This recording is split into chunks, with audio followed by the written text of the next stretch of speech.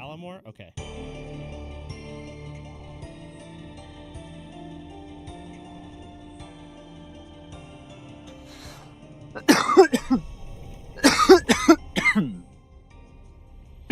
$11?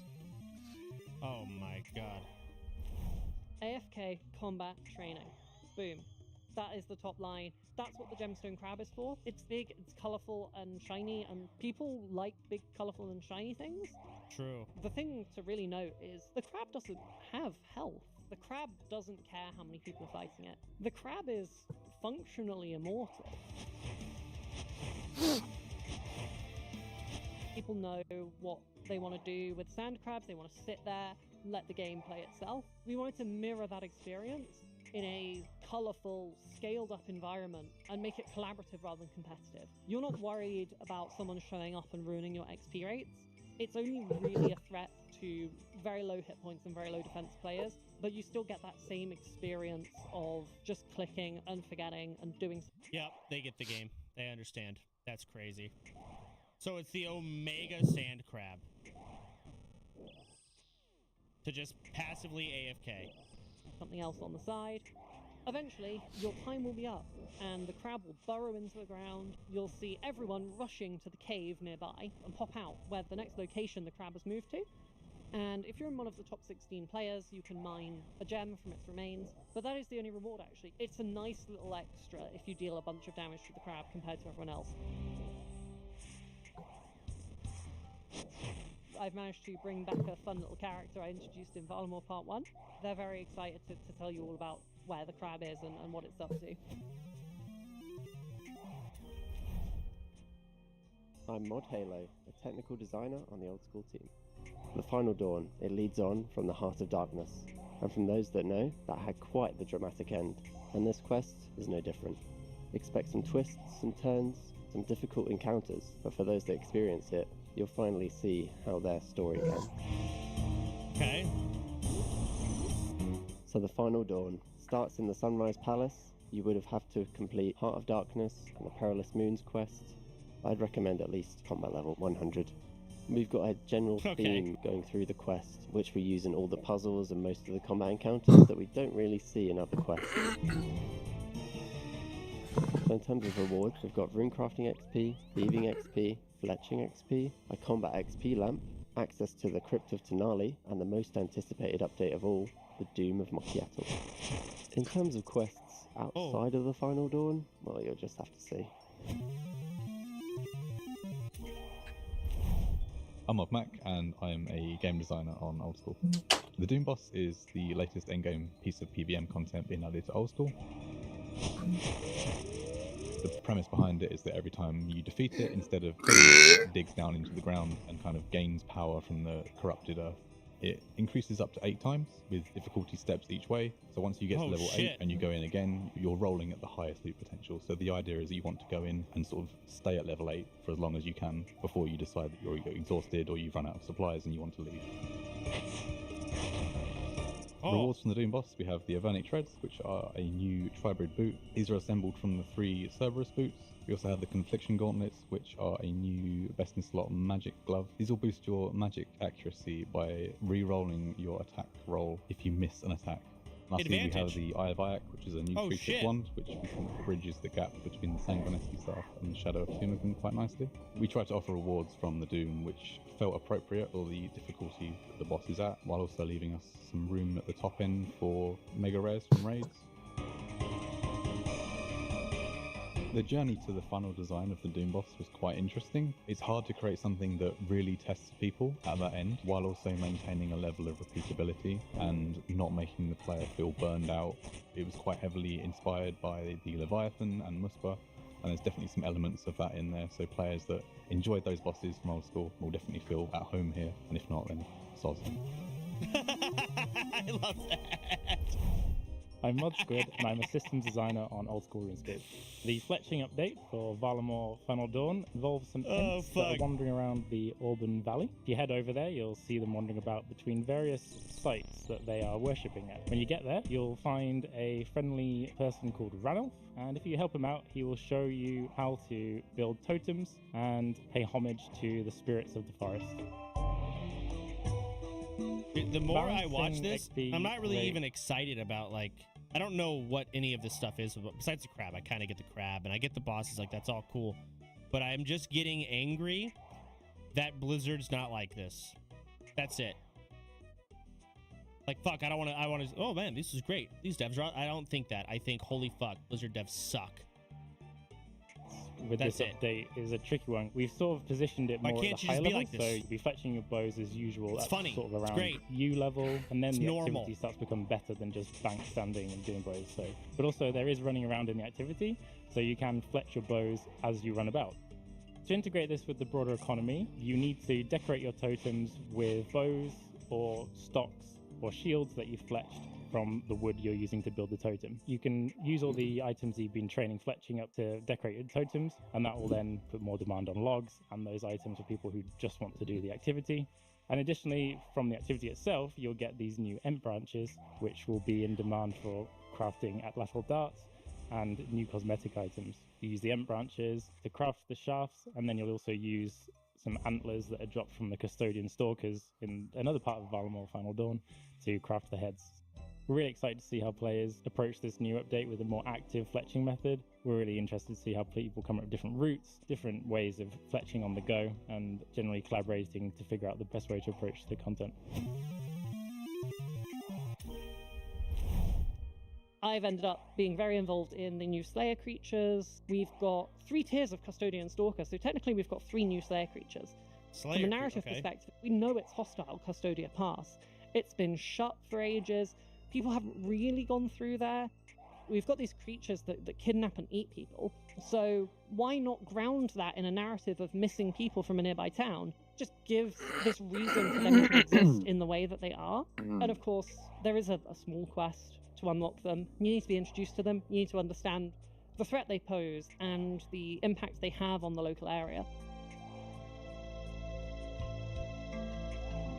The drops are the draw for people, and each tier of Custodian Stalker is going to have a slightly different use case for slaying. You're going to get broken antlers. These will be a part of crafting atlatl darts for yourself, so you won't have to keep running Moons of Peril to keep yourself supplied.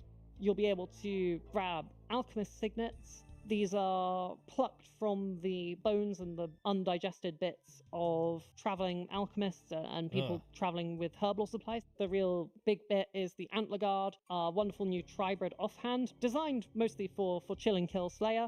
Flexibility here was like such a huge part of how we were designing the Stalkers and the drop table, and just, it's all really satisfying. Everyone's really excited to do this kind of horror twist on a Slayer creature. We're delving into a kind of horror that old school hasn't really touched yet. This is hostile. There's something in the shadows. This is not like, ooh, I'm big, I'm strong, I'm brave. It's, oh, I'm scared and there are things in here I don't want to encounter. Okay. Hi, I'm Mudjerv, and I'm one of the concept artists on Valamor The Final Dawn. The Final Dawn, I wanted to feel way more capybara. In tune with nature and the animals, and much more natural materials used, and it's really mutualistic, like they're one and the same. So I took a lot of inspiration from the Mesoamerican Aztec ruins and wanted to get that feel across with the entire architecture of the city. When designing something new for old school, there's a lot of channeling that inner child who used to play old school growing up. You go in hard and then choosing when you want to spend a lot of time designing your boss. We knew it wanted to be an insectoid. Mod Mac already established that as well. And we wanted to keep the conversation between Mac and I to really implement the game mechanics into the design itself with the shield hands it have, and then just playing around with ways to incorporate the demonic elements in, and more it kind of started taking form and shape. It was a fun little dance of just balancing all those elements to see what we got. We spent quite a bit of time designing the Doom's boss arena as well. We wanted the wall kits to be reused to some degree as it cascades down into different layers, but taking hints of each other to become more and more scary, more and more intimidating, and now as stuff is getting real. And I tried to go about this a bit more freestyle about every design element I put down, just to see what feels right. Hello, I'm Modsoni, and I am a senior audio designer. The Final Dawn covers a wide range of different locations, characters, and emotions, and we wanted to express all of this in the audio. Myself and Mod Jamesy read through all the documentation to re-immerse ourselves, which allowed us to start sketching out music.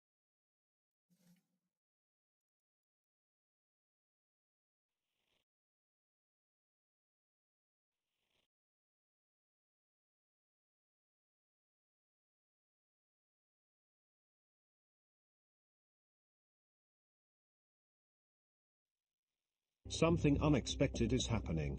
In just the last few weeks. Something unexpected is happening. In just the last few weeks, a wave of veteran World of Warcraft players have started migrating to old school RuneScape, and the numbers are growing fast.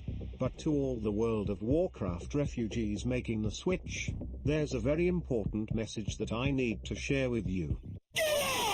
After all the years of talking that hot garbage, the World of Warcraft community finally realized that RuneScape is the superior game.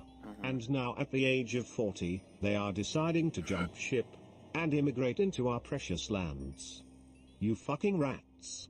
Right now, you are being gaslit hard by the most manipulative community ever assembled in gaming history. The RuneScape community doesn't welcome you in. They recruit you, just like a cult. They know exactly what to say in order to get you addicted. And by the time you realize the game sucks complete ass, it will already be too late. And your life will be in shambles as you stay up until the crack of dawn, desperately trying to get a mithril defender at the Cyclops. Everything you see in this game is complete smoke and mirrors. You will be deceived. These streets are as cold as ice. It's basically the equivalence of South Chicago, Baltimore, Maryland, and Afghanistan combined. And by the time you start to realize this, you will already be trapped in a never-ending grind of autistic efficiency, and soon you will be hanging out at the willow trees, talking about how you think America is Europe 2.0. However, if you do decide to stay, which you will, because you will already be addicted, then I have the ultimate solution to help you be the most efficient and productive players on this game. Here is exactly what you need to do. Travel to the beautiful town of Edgeville. Once you are there, go ahead and access your bank. Go ahead and grab all of your coins, along with the most expensive items that are located inside of your bank. After this, you will need to strategically walk just a tad bit south around the bank, and over to this red lever that is located right here. This is what's known as the money lever. Go ahead and pull down the money lever. Doing this will teleport you to what's known as Naive Island. This is hands down the best place to train and build your account, with free access to nearly every weapon and item you could ever need. It's a game changer, especially for Ironman, and absolutely essential for hardcore Ironman. Naive Island, the #1 training facility for new players, especially Ironman. Wow. Speaking of Iron Men, take a look at this extremely unintelligent Iron who went by the name, The Bullied. This Iron thought it was a good idea to include in his RuneScape name that he was bullied growing up. So we're going to continue that tradition into his 30s. It appears that this blasphemous Iron was committing one of the worst sins in all of RuneScape, which is training Slayer in the wilderness. So it was a must that he paid the ultimate price, death. And guess what, boys? Sit you Iron rat. I was proud. But to my surprise, this retarded Iron had a gigantic loot key. 1.2 million to be exact. But that's when I noticed that this dumbass clown was a green helmet Iron. These green helmet Irons are known throughout the community as fake wannabe Irons. These Irons have been abandoned by their original groups, usually because they are shady and shitty, and most of them will purchase items from Venezuelan Irons on the black market. In other words, they are not to be trusted or respected. And as you can see, we managed to snipe a full cannon set from this rejected Iron. Wow. This for sure is about to get him kicked out of his group yet again. And guess what, boys? We are proud of it. We are big proud. Wow. Now I need all of you new WoW players to pay close attention and see what happens to Iron Men in the wilderness. You will get clapped, and you will be very disgruntled. Just like this bald Johnny right here who insulted us as he died. Which meant he was having a full-blown mental breakdown in Lumbridge. Which made us laugh. Ha ha ha ha ha ha, wow. But unfortunately for this bald angry Iron, his suffering was not yet over, because we caught him slipping again, just 1 hour later. Oh little bald Johnny boy. You are such a dumbass piece of shit. And you are going to pay for what you said. And this time, he got smited and lost his precious little imbued necklace. which is going to take him days to replace. And believe me boys, he was screaming at the top of his lungs in Lumbridge, wishing death upon our families in real life and that we get chronic illnesses. And that's because these Iron Men are psychopaths, and you can never trust them. Never ever. Wow. But you also can't trust dumbass clowns who dress up in these garbage vegan robes. This clueless retard was way out here in deep wilderness, looking extremely suspicious.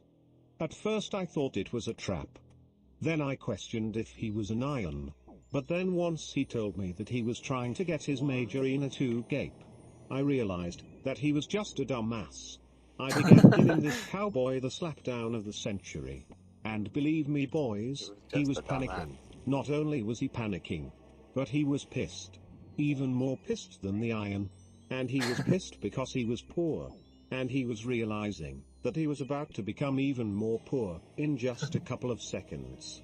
As little salad robe vegan dumbass Johnny got closer to death, I took a moment to look at him die in complete silence. But as I looked closer at his face, I realized that this guy looked exactly like Brian Koberger. He then took the time to tell me on his last breath that he's gonna dislike all of my videos. And I said, good. Good salad boy, I am glad. I got you wasting even more of your precious time. And now I understand why that dumbass was so angry. He lost his entire bank, and he's not going to be able to afford that bond by the end of the month. Which means he's going to have to go back to playing free to play yet again.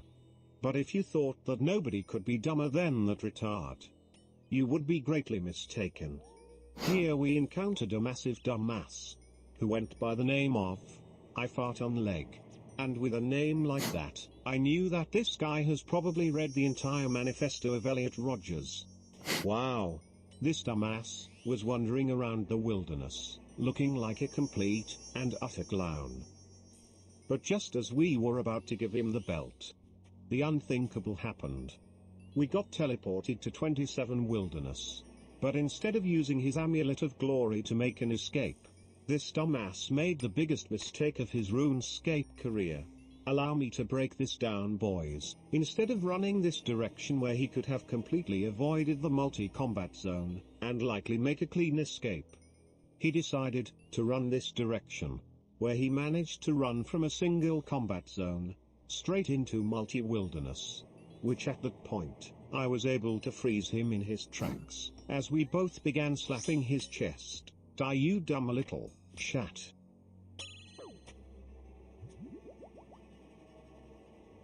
Holy crap boys. He is dead.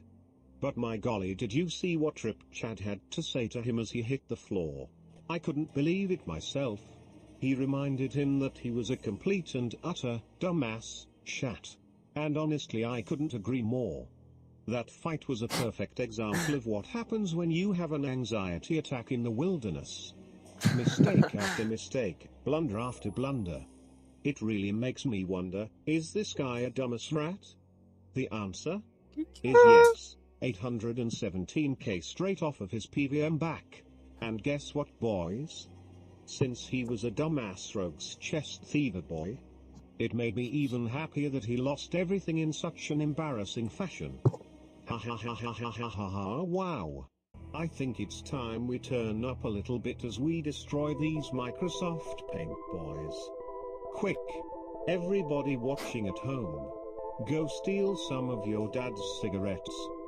Hurry boys, hurry, light them up. Inhale the cigarettes. Hold it in boys, hold it in. Now swallow the cigarette smoke. Swallow it now. Wow. Now turn up boys, turn it the fuck up.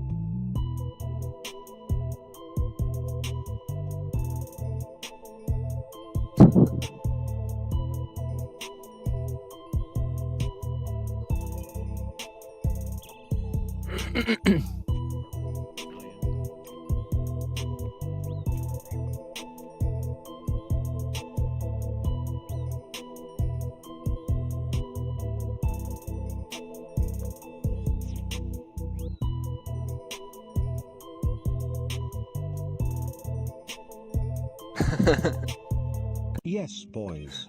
I'm back. And it feels great. Actually, it feels amazing. Just a quick reminder that all commentary in my videos is intended purely for comedic and entertainment purposes. I want to welcome all the World of Warcraft players joining us here.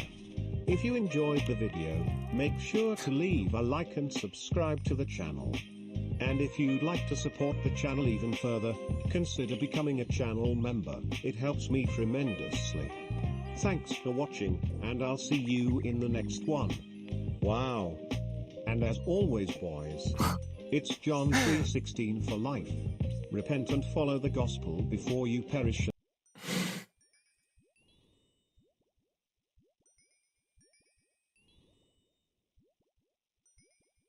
A lot of WoW players are dropping WoW, and now they're moving over to RuneScape.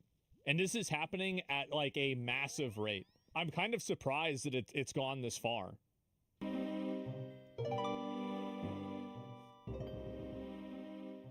Why are there so many World of Warcraft players switching to old school RuneScape?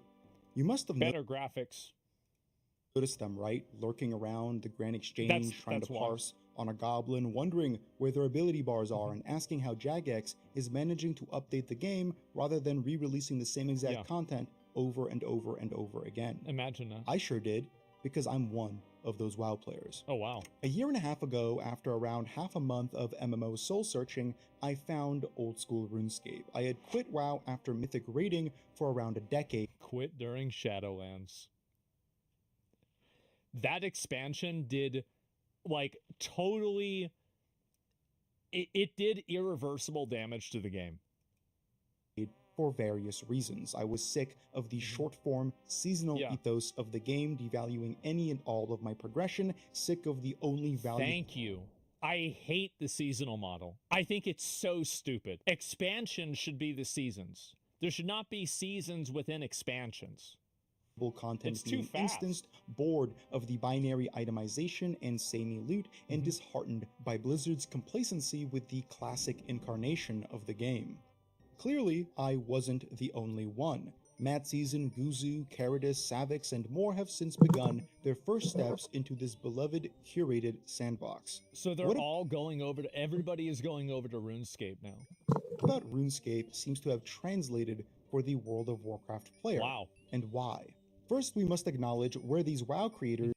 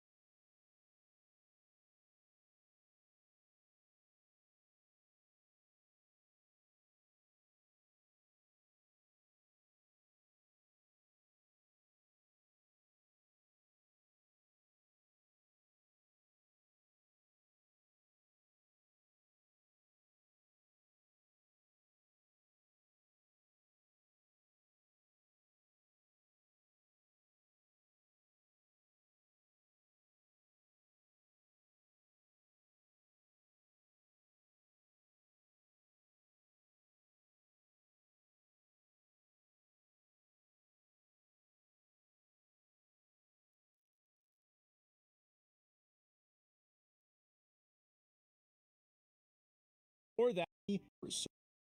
Classic. So too. Heal mages that can heal. That's not classic WoW. That's not the point. That's not the reason why it was a good MMO. The reason why class identity existed in classic WoW is because everybody couldn't AoE, everybody couldn't heal, everybody couldn't tank. Why not add truly new content to the game? In many ways, SOD was experimenting in that regard. Sadly, I'm a bit concerned with this.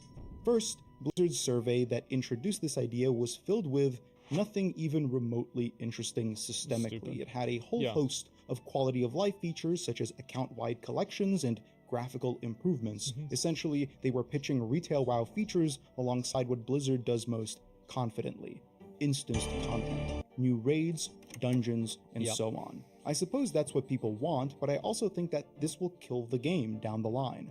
It will, just because it's killed the game every single other time. Classic WoW is a good game because the entire game matters. Like what you do in Stranglethorn Vale, and Stranglethorn Vale as a zone has value even in the end game because of ZG and the buffs. Every single player can take part in the celebration of killing Onyxia or Nefarian because of the buff. All of these things are necessary in order to create a cohesive MMO that matters as a collective. But the problem is that developers, I think that the guys that are making WoW now, they don't understand that value, and they think that making the game in its own segmented ways is better. And it's just made it worse. You can add new skills, new classes, however, disregarding the architecture that makes most of these things function is an issue. It may work well for retail, but that's because the modern version of WoW is competitive and singular in its vision. It has an exceptional combat system that is the sole point of interaction with the rest of the game. By comparison, classic WoW is emergent. It wouldn't be far-fetched to say that it is defined by its leveling experience more so than its end game. Because end game in classic WoW, the farming for pre-raid bis and then raid logging, isn't the most evocative or unique feature. Leveling through the enormous uninstanced open world, forming groups to take down elites and brave difficult quests, finding ways to solo bosses, just running through the dense jungles and open plains. That is classic WoW. The end game that's an MMO. That's a massively multiplayer online game because you see other people, it's massive, and there's multiple people. Wow, it's the definition of the thing that it's supposed to be. It's held together by emergent interactions never intended by the developers and seemingly never acknowledged since. The interpersonal relations of managing 40-odd raiders, the faction collusion, the war effort that saw, in my opinion, one of the best game series ever created around it. The Barney Even the videos collective were insane. flight paths to gather meticulously timed world buffs. These are the heartbeat of the game that aren't retained by just improving graphics, adding instanced player housing, and a new class. This survey saw Blizzard double down on things that are neat, I guess, but aren't what actually makes classic WoW good.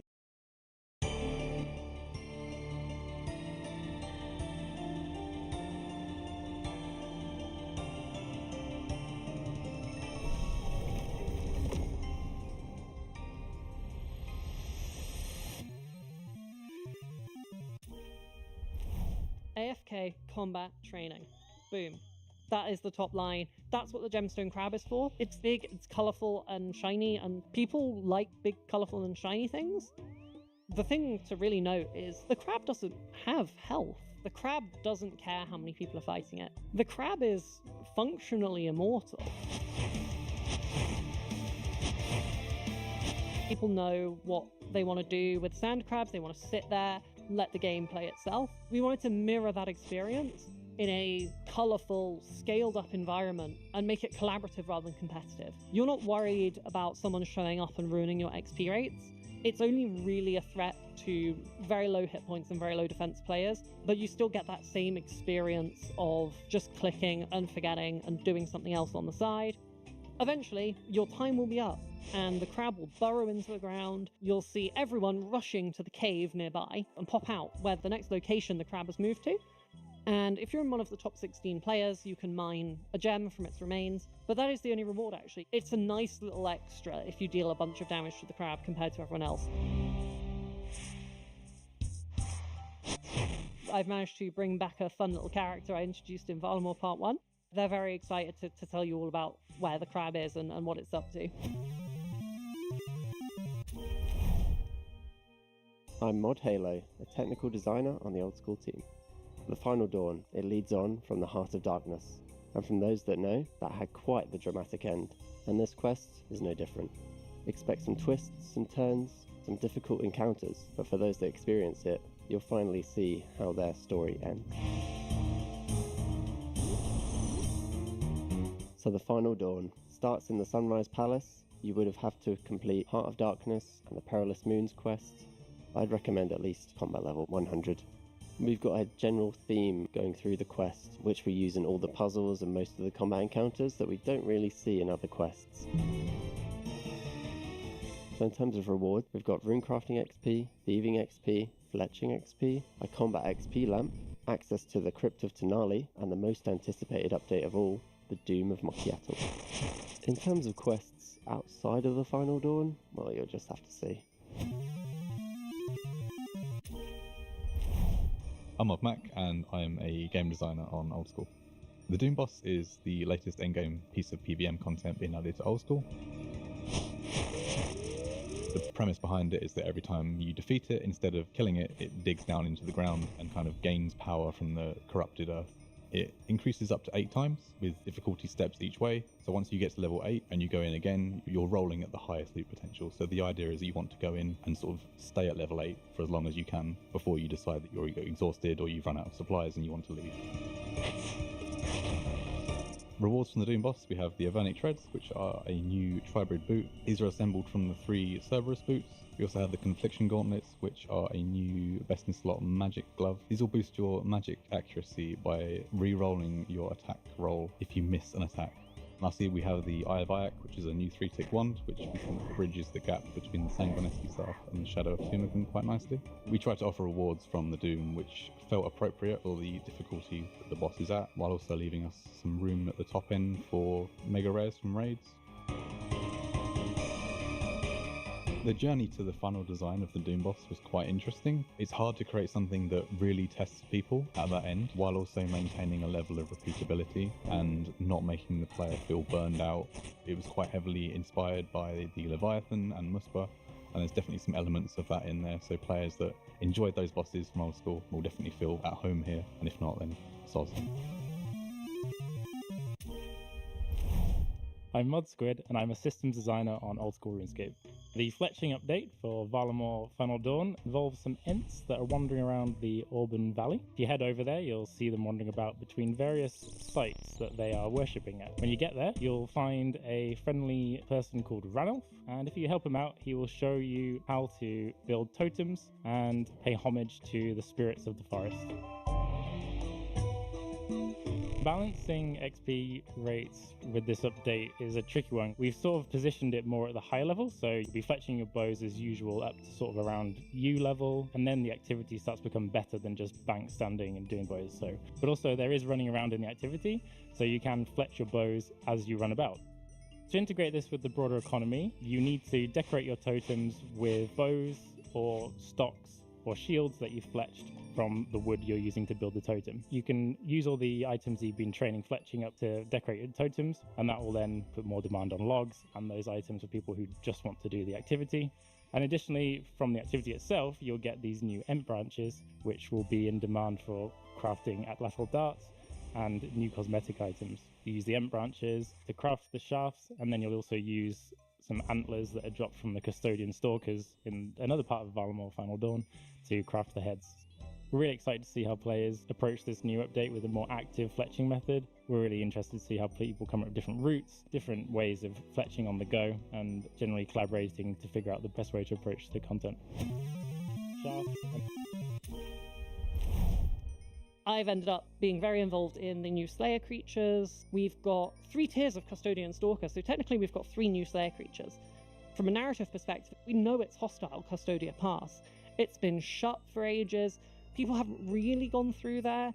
We've got these creatures that kidnap and eat people. So why not ground that in a narrative of missing people from a nearby town? Just gives this reason for them to exist in the way that they are. And of course, there is a small quest to unlock them. You need to be introduced to them. You need to understand the threat they pose and the impact they have on the local area.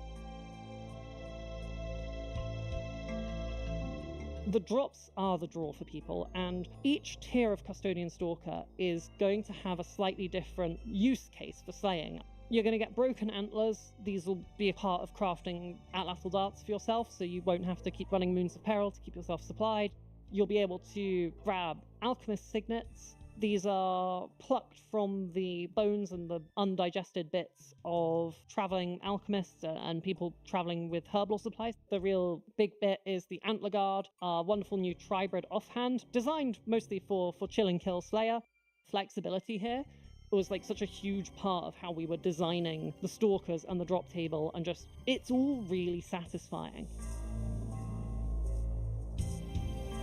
Everyone's really excited to do this kind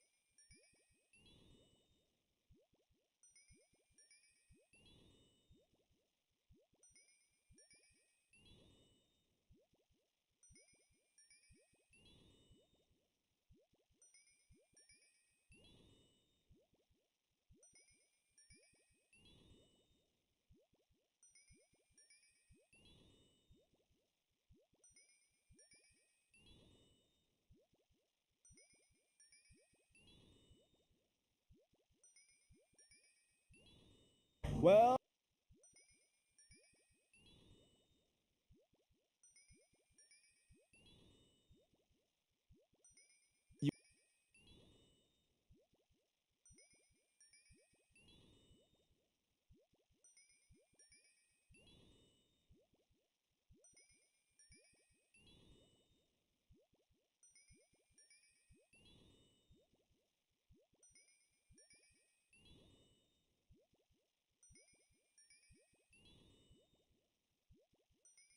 Of all the prehistoric periods and events, there is perhaps none as iconic as the Ice Age. From it, we got things like mammoths, smilodons, a never-ending amount of animals that have cave in their name, and of course, giant ice sheets. And thanks to mainstream media, it's also become a highly mythicized period, given just how different it was in the present. However, the truth is that we never actually fully left the Ice Age, at least according to glaciology, with an ice age referring to any time wherein extensive ice sheets are present in both the northern and southern hemispheres. And the world today still checks these boxes, at least for now.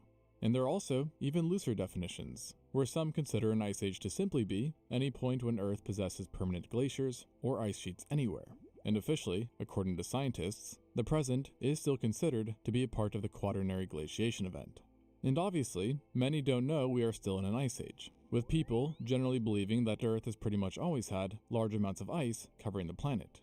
But that's actually not the case, and at various points in our planet's history, it has been completely iceless. Which begs the question, when was Earth last fully green? Or at least not icy? Now, you'd think the answer would have something to do with the Quaternary glaciation period, which is thought to have begun about 2.58 million years ago.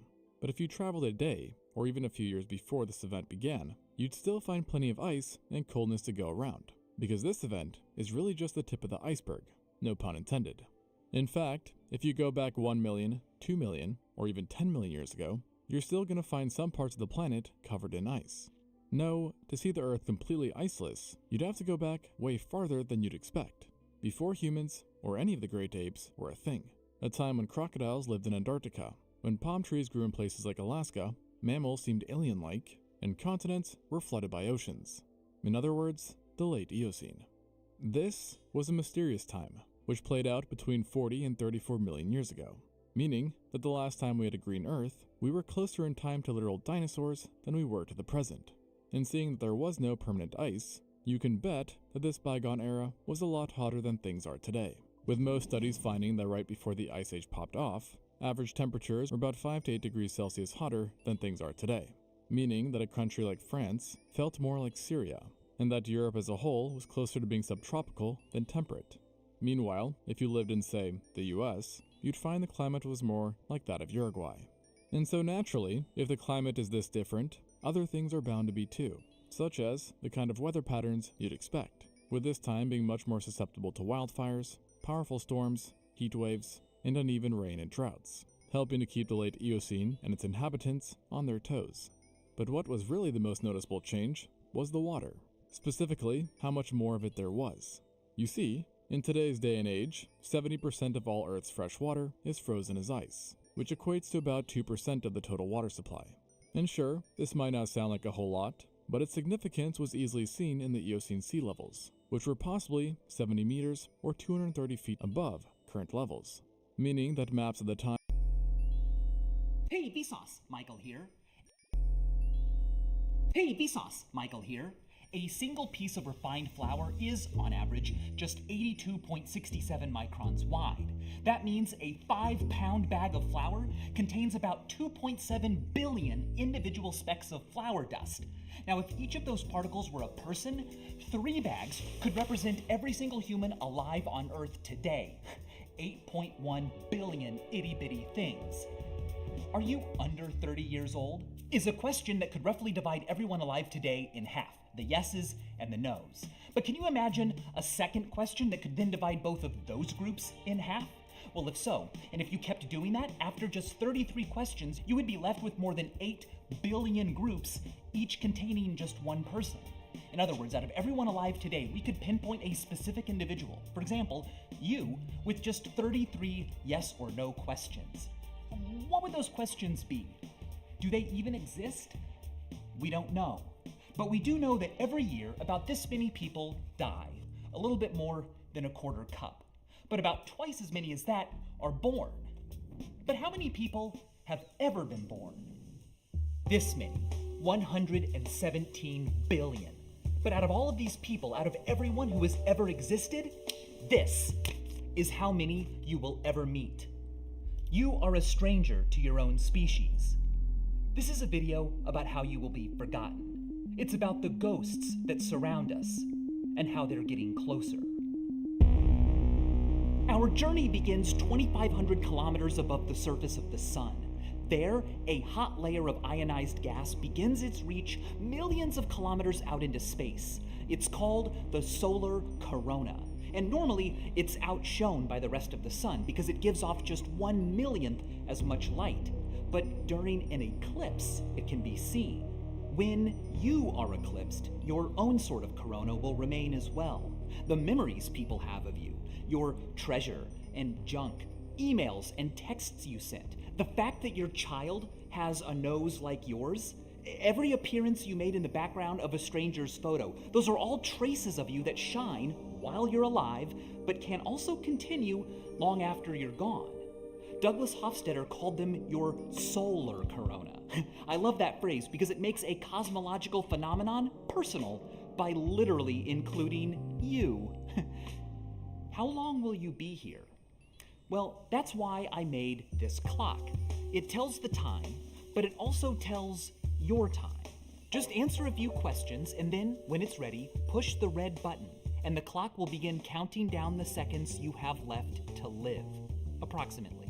Now, whenever you want, you can switch it to show the time, but that's not nearly as fun. Also, this clock never forgets. If you take away its power, it'll go dark, but it's still thinking about you. Next time you plug it in, it will pick right back up where it should be. Now, if you would like a practical, retro memento mori, you can pre-order one of these now. Omnis vulnerant ultima necat is Latin, and it refers to these passing seconds. It means each of these wounds, the last kills.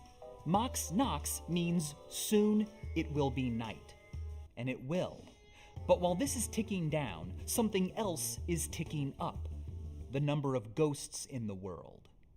Your nominal ghost is your name. It's out there representing you whether you're there or not. It won't haunt the world forever, though. As we've often been reminded, you die twice. Once when your heart stops beating, and then again, usually sometime later, when your name is spoken for the last time. But whose name has been remembered the longest?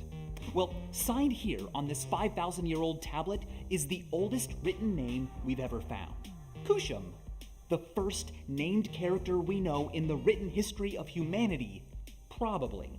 It's not entirely clear whether Kushum is the name of a person or just the title of an office holder. You know, if we want to be really sure, a generation or two later, this tablet was made.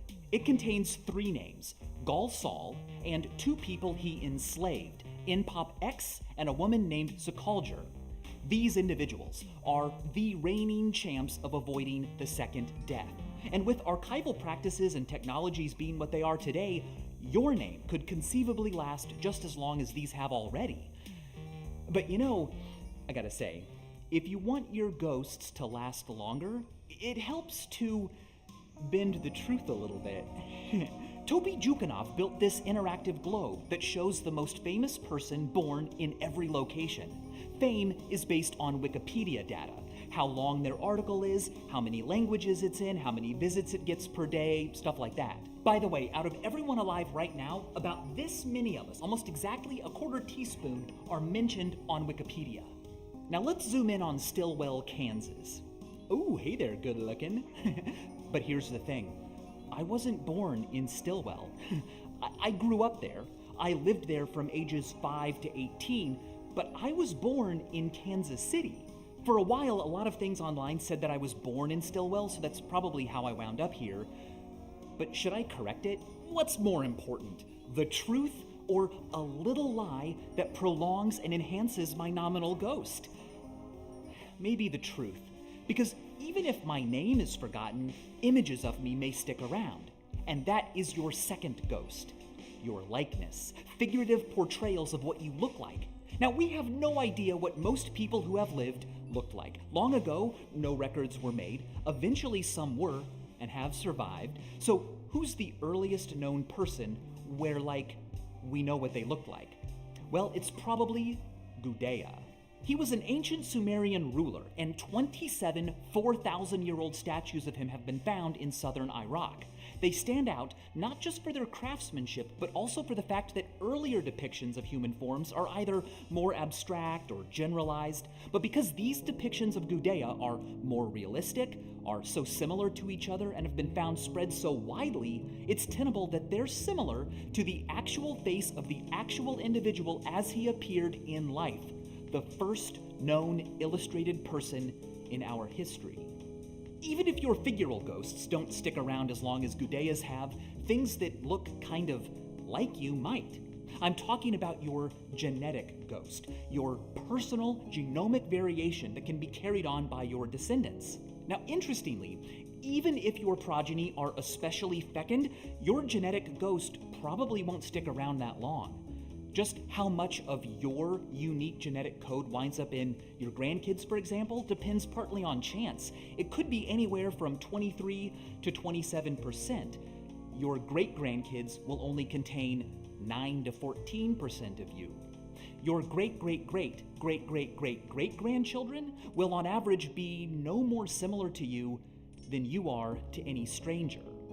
In fact, it is at that distance that it becomes possible to be genetically left behind, for absolutely no personal chunks of your genome to be present in anyone.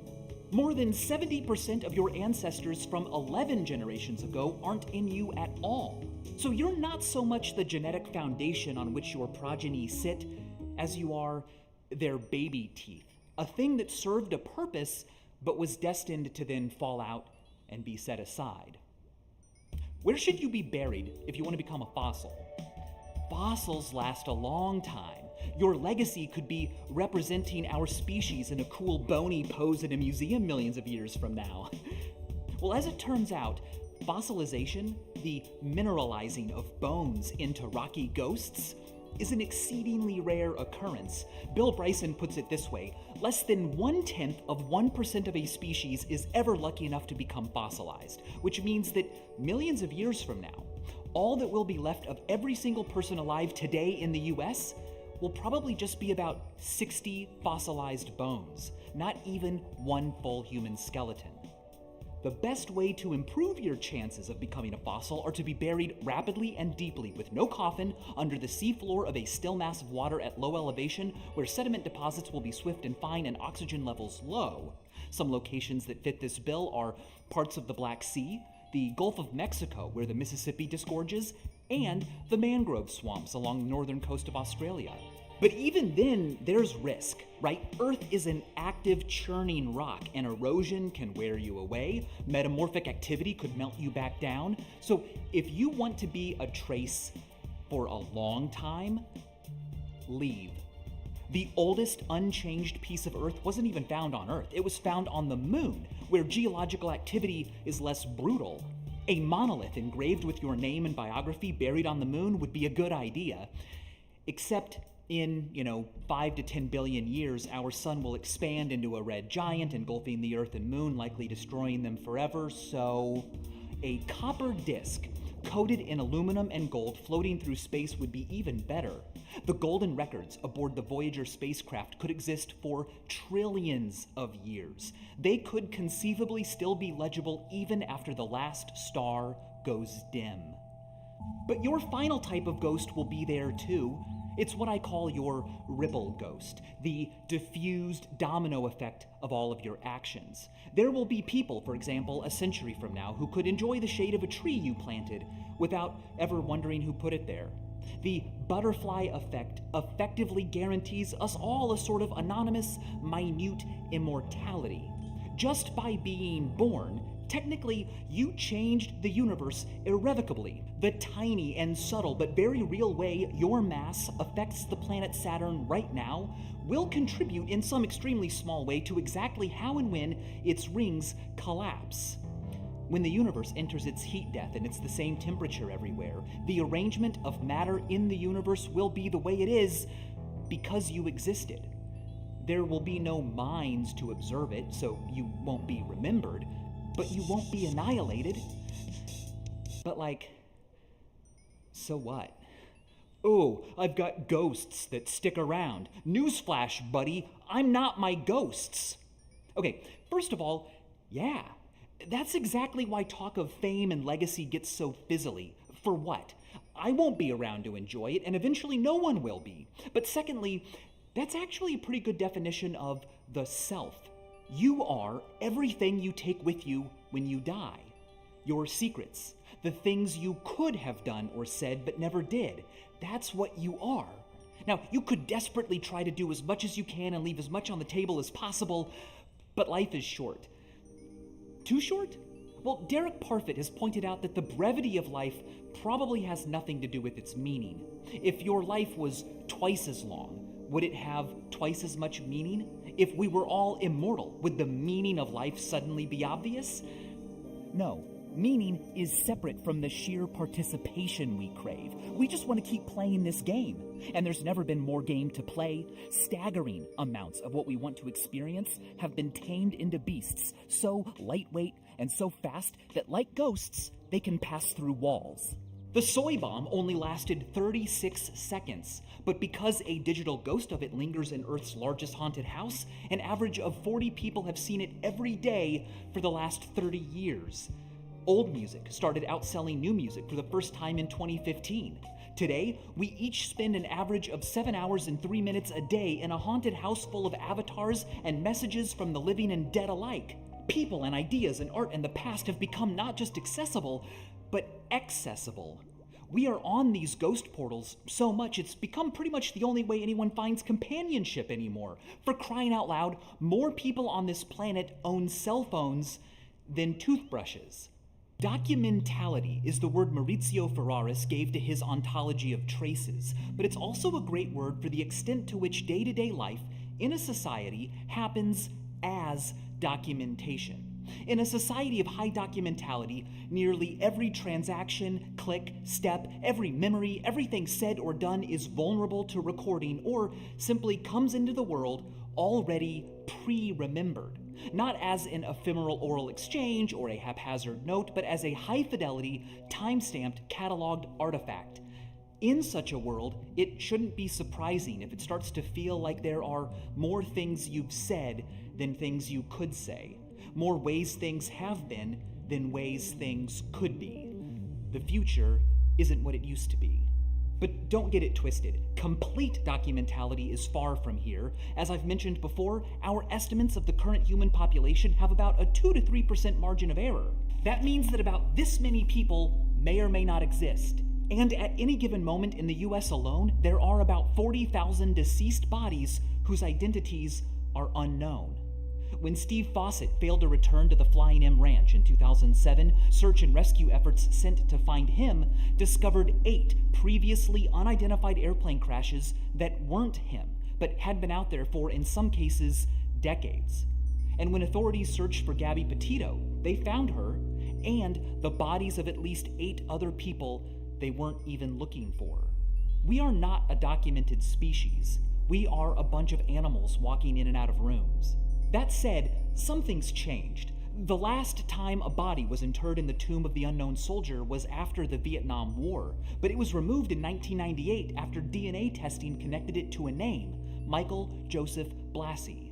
In 2014, prosecutors didn't need witnesses or security cam footage to construct what happened between Michelle Carter and Conrad Roy because they had these thousands of text messages.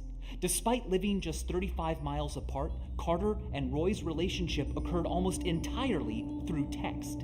So these are not pieces of their relationship. They're not evidence of the whole story. They are the whole story. These messages aren't missing the glances, the nods, the way he or she said it.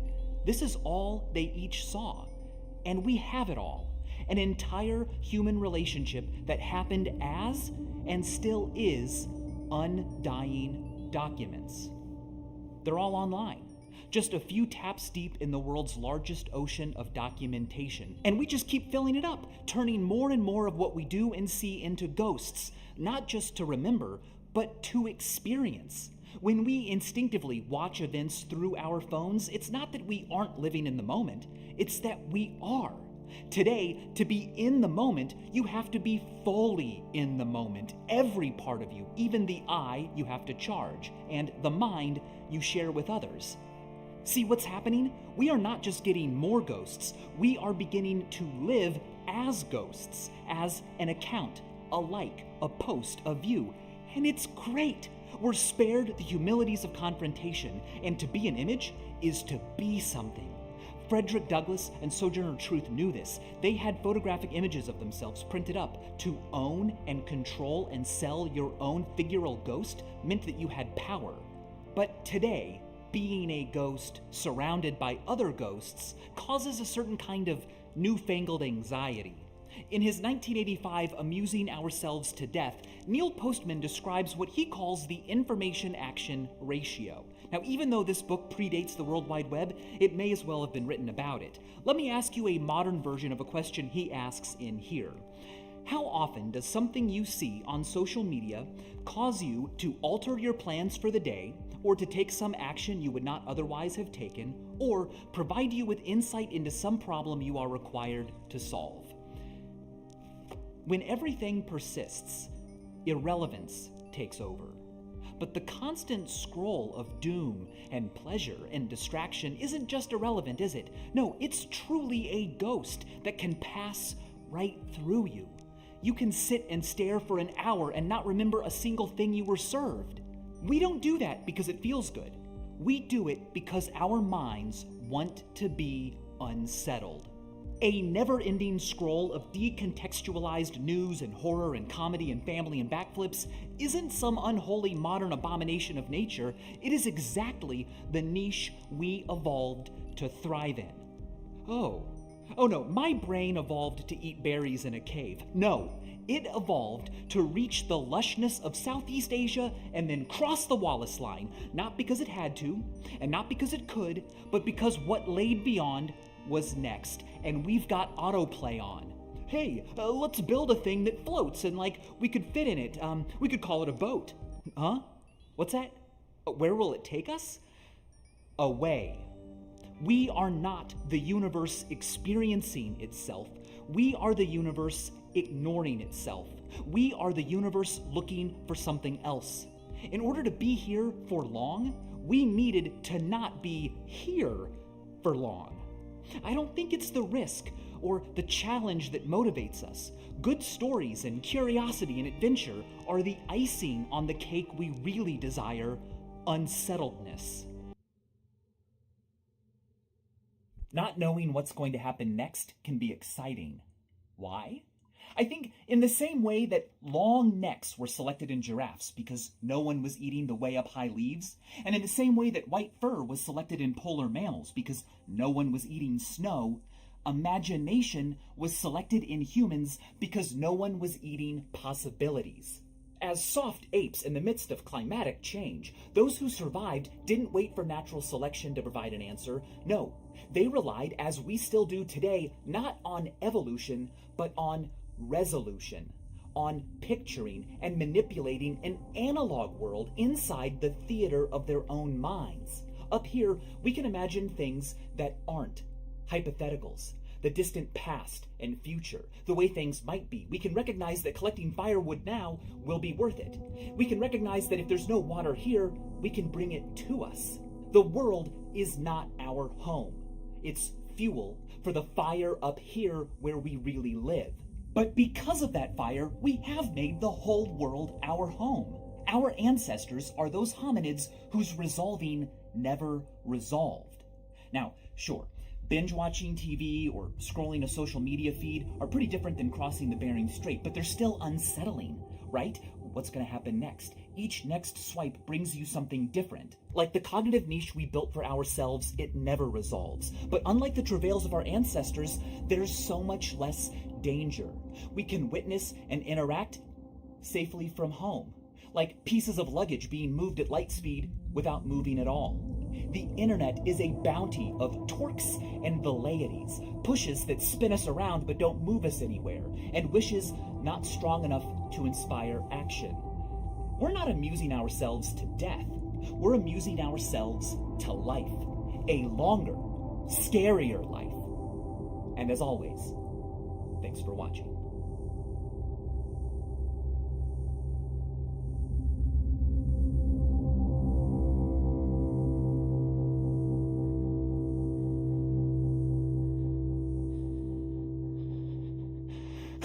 Don't forget to pre-order your very own death clock after you've answered its questions and press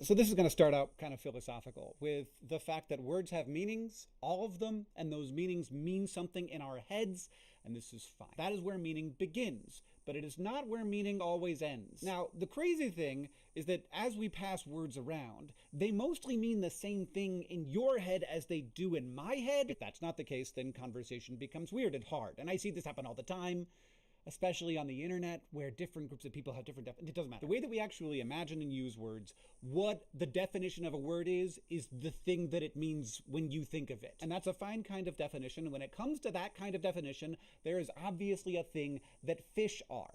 This is a fish, and this is a fish. This is definitely a fish. Why is a bass to me like the most fish-like fish? I don't know. But is this a fish?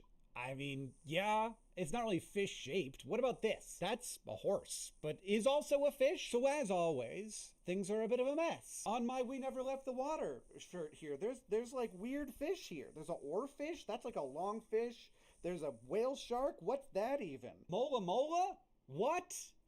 But interestingly, this used to be a fish, and this also used to be a fish, this as well. This is a silverfish, and interestingly, it was never a fish. It just reminded people of fish. We've had words related to fish for a very long time, and mostly what they meant was the thing that you think of as a fish. Not anymore, though. And how we ended up there is very interesting. Now, the thing that means fish is kind of not what you think of as a fish. Or it is. It still is, but it isn't. There's a fight going on. And I'm in it. I'm in the fight, and I want to be in the fight. I like it here. But how we ended up in that situation is very interesting, and also it leads me to believe that maybe sharks aren't fish, or whales are. What people think of as a fish has changed over time as our language has gotten more specific. Used to be anything moving around in the water was a fish. Starfish, jellyfish, cuttlefish, whales, seals, and penguins were not considered fish because they spent a lot of time on land. And people messed around with this. Like Aristotle was like, a bunch of these things are pretty different. As early as that era, we started separating out things that didn't have internal structures. So sharks and bass and whales, fish. But squid and octopuses and snails and jellyfish and starfish, different things that got different words. He had a whole system for dividing things up. Did they have blood? Did they have bones, etc.? But that was very different from what people thought of as fish. And people kept thinking of squids as fish, even though Aristotle was like, no, they're a different thing. When I was in school, people were still a little unclear on whether whales were fish. That was the 90s. In the Middle Ages, guys, Lion of Hell, game made by Osama MSA. All right, let's get into it.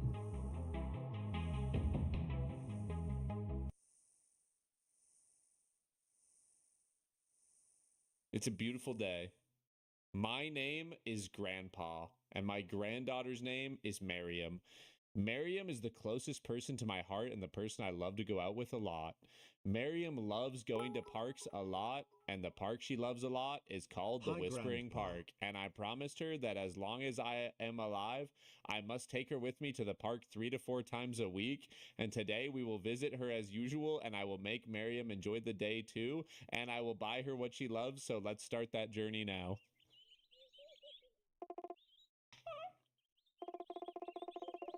What a run-on sentence, Grandpa. Jesus Christ.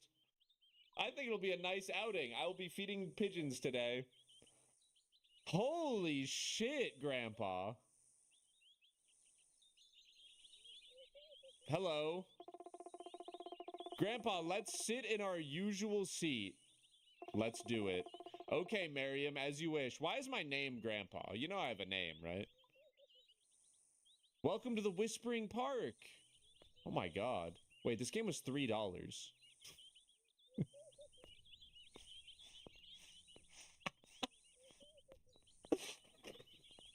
Go sit on the seat. Hold on, guys. We gotta go sit on the seat. Oh my god.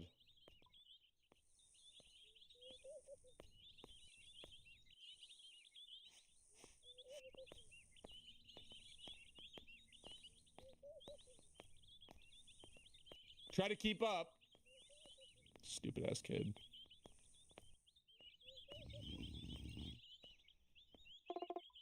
Sir? Can you please turn down your snoring a little? The annoying ZZZ. He's gonna be the villain later, watch this.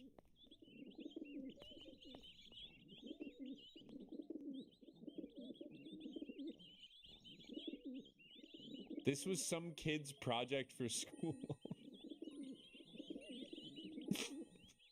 Feed the pigeon. Press E 2 throws. I don't think that's the right version of 2. Oh, here we go. Press E 2 times to throw, maybe? Or I don't... What do you think of this? Pretty cool, huh? Whatever, nerd. Is something gonna happen? Alright, let's just keep feeding him. I don't know. I got nothing. Well, the guy that made this, I don't think he speaks English. Okay, well, like, I'm okay with that. Is there a problem? I'm sorry, bro. Will 7. You know what he does speak? $3.99. Okay? That's what he speaks. Grandpa! What? Can you buy me some cotton candy? Okay. Let's get into it. Okay. Now things are starting to heat up. Holy shit, it's getting scary. I'm freaked out. All right, you stay right there. I'm gonna go get some cotton candy. I hope nothing bad happens.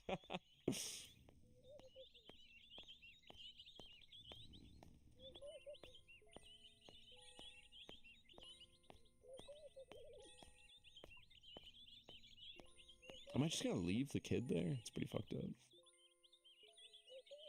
Well, I can change my name in 57 minutes. I'll let you decide what my next name is. Okay, ask me in 57 minutes. Give me a cotton candy stick, please. That is not very polite, Grandpa. You really can't talk to people like that. Jesus Christ. What the fuck?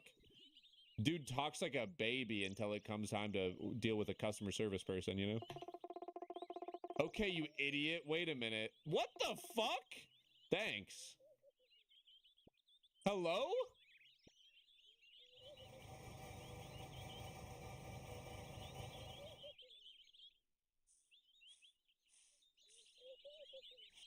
What a fucking jackass. Hey, buddy, you're bald and your arms are way too long. You are incredibly barrel-chested, though. I'm not gonna lie. You look very alpha. However, you are bald and high T. That's gonna be you in 3 years. Shut up. Alright, I got a cotton candy. That's embarrassing, dude. Being a grown-ass man and buying cotton candy, it's really embarrassing. What happens if I just wander off into the fog? Does something bad happen?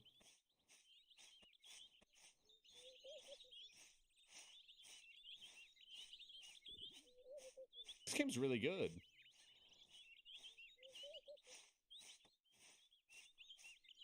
Wait, this goes on forever. I think.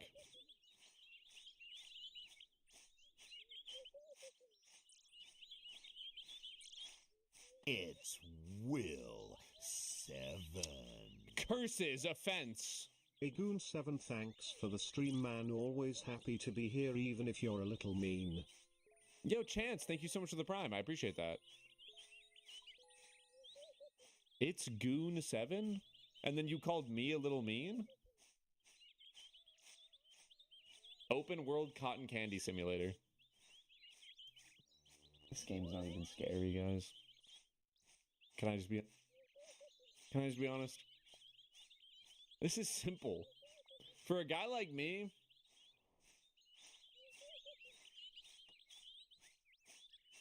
the only scary part was the unfortunate audio glitch that we had. All right, here you go.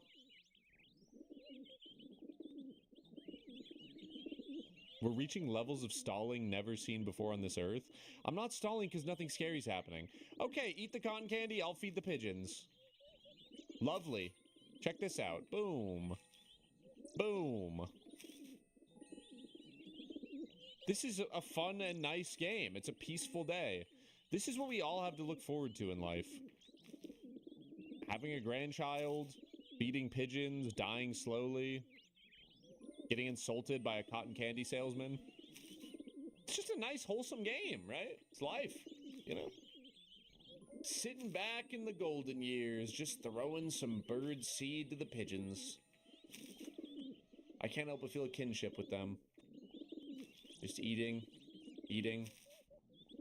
waiting to be fed. What a day.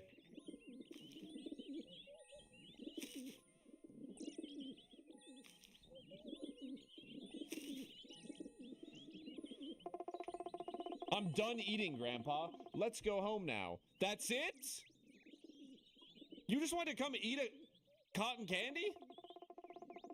As you wish. The fuck?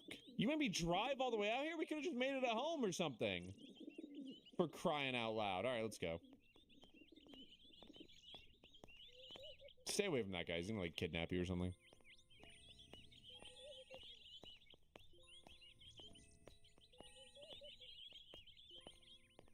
You can make cotton candy at home? I don't know, man. Just have, like, a cookie or something. Don't make me drive all the way out here and find parking. You know what I mean? It's pissing me off. You don't have to pay $8. You know, these parks are nowadays. They make a killing. Can you hurry up? A waste of Grandpa's precious time left on this earth? I'm gonna die soon. And you're gonna be responsible. Do you have anything to do? You're right, I'm sorry. I feel bad. That guy said I'm mean sometimes. I should really cool down. I'm sorry. I'm gonna be nice today. Purely nice. It's gonna say day 2. I already know. It's just like the last game. Or maybe that's the whole game. I don't know. Did I miss something?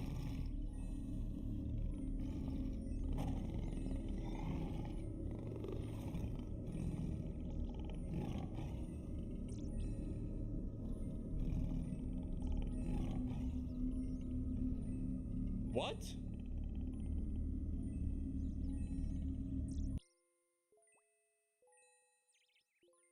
That's odd, certainly. Bit strange. Any pounders in the chat? Yo, Gamma Tatsu, thanks for the prime. This park is never boring. We will go sit in our usual place. Day 2. Man. Let's go. Can't wait. All right, guys, we're going to be fully nice today just because that chatter said I'm mean. Grandpa, are you going to buy me cotton candy again today? It's so hard to not be mean. That's crazy. Of course, my love. Don't worry. Like, dude, that is... You just want to come to the park so you can get cotton candy. You don't give a fuck about me at all. This is crazy. There's no cotton candy salesman today. GG. GG. Now what are you gonna do? Oh, gonna have to just have a nice day at the park. No sweet, sugary treat.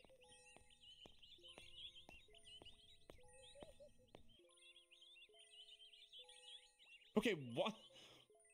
Why would there be a lion at the park? I don't even, what country does this take place in? I don't even understand what's going on. What are you talking about? I thought it was going to be a zoo, but this is just a regular park, man. What are you what is this? Come on, Grandpa, buy me cotton candy. Okay. Where's the cotton candy? This game... What was that? This game is not cinema? Nah, this game is cinema. You don't get it. Oh my god, it's a beautiful fountain. This is what games were like back in the day, bro. Like back in on like the Dreamcast. This is what every game looked like right here. And it was like a... Oh my god, a person to talk to. Hello. You there. Hello. Hello, I'm the advisor.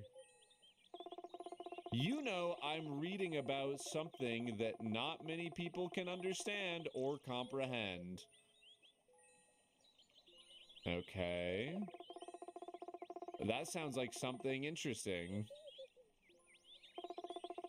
Yes, I'm reading about a country that suffered and was destroyed, and where innocent people were killed for no reason. What? A strong, resilient, and respected country. Its people are the kindest people in the world.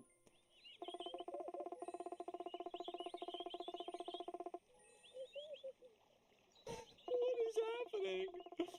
Thank you for understanding and appreciating my words.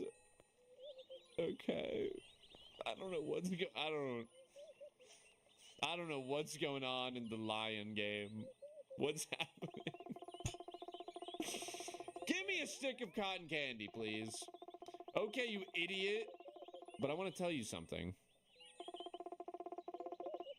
What do you want to say? I advise you to reduce your visits to the park in the coming days. Why? Just listen to my advice, you idiot, and don't talk too much. Okay, man, I'm gonna try to cut down on my visits to the park. Now give me the cotton candy. The advisor didn't mention this, is sort of the thing.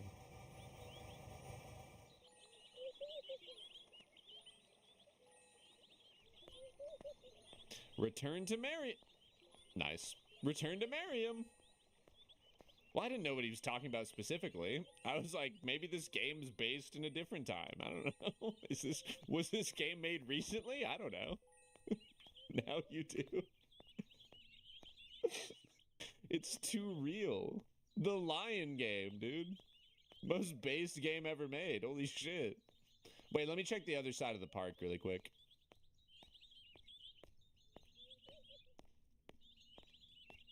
Hold on. Imagine your grandpa goes and buys you this and just walks right by holding it. Doesn't even hand it to you along the way. It's Will 7. Yo, Wolf, thank you for the prime.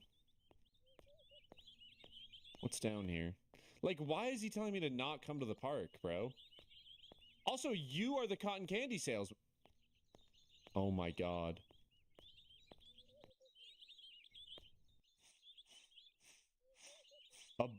A bunch of rocks. This is not good. It's probably got something to do with the whole lion thing. I mean, I guess.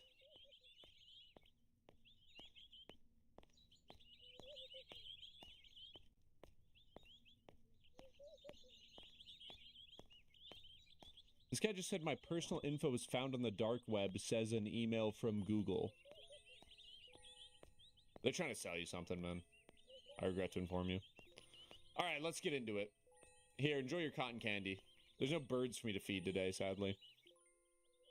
All right, this game's not too bad, right? I mean, look, this is a good game. It's not scary. It's wholesome. There is a lion on the loose, which I don't like games where I'm about to bust.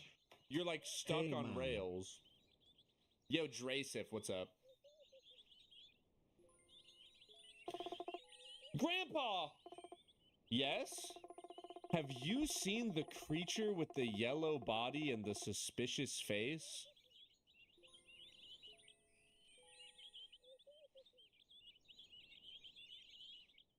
You know, I really shouldn't... I knew I shouldn't have left her alone. Do you know what I mean? Where? In that place.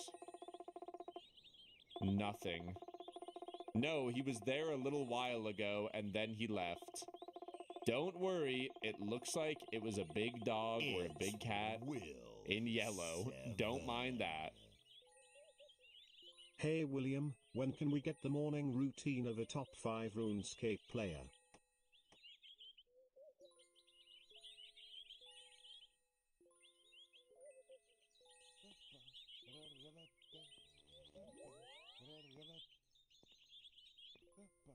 How we doing? Yeah, just hanging out at the park here.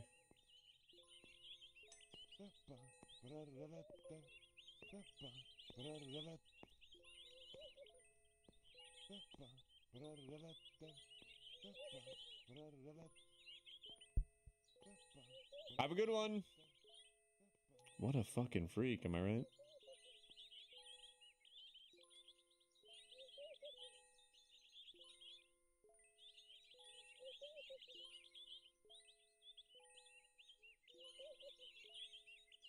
All right. That's literally how you walk? Chill out. You know what I mean? Like, it's a public park. It's probably the guy sleeping. How's that cotton candy?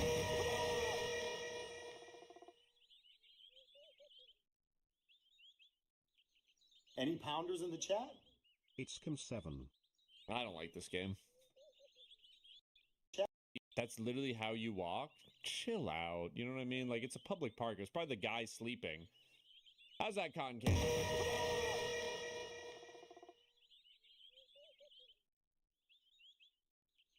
Any pounders in the chat? HCIM 7. I don't like this game.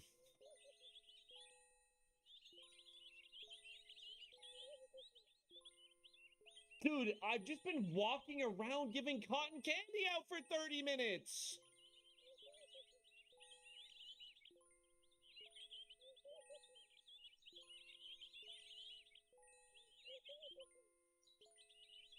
No one likes this game. Next game. Turn down the volume, please. That was so loud. It's not my fault. Hello, you idiots. What's wrong with you, man? You scared me. I didn't really... Oh, wow. Did I really scare you? You know that the deadline is approaching and that we are at stake now.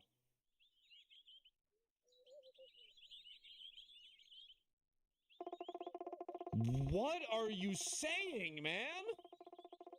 Okay, as you wish, but I warned you.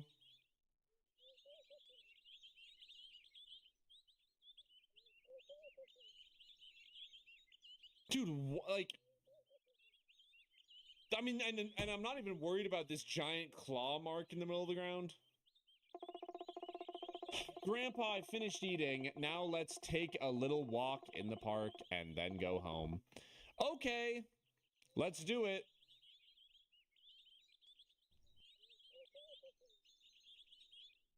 Chat, he really is being nicer. My attempts aren't working. Hold on, let me check this guy's chat history. No one likes this game. That literally looks like you in a yellow shirt.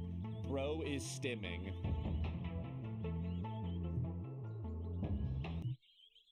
All right, let's go. Take a little walk in the park. Where to? I don't know. This way? Was that building here before?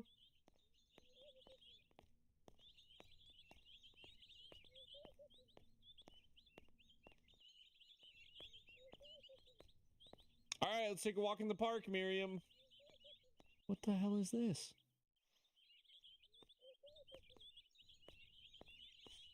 What the hell?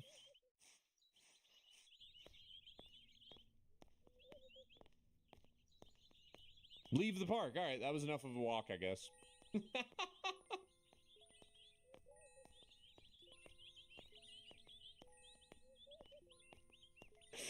That was the whole fucking thing?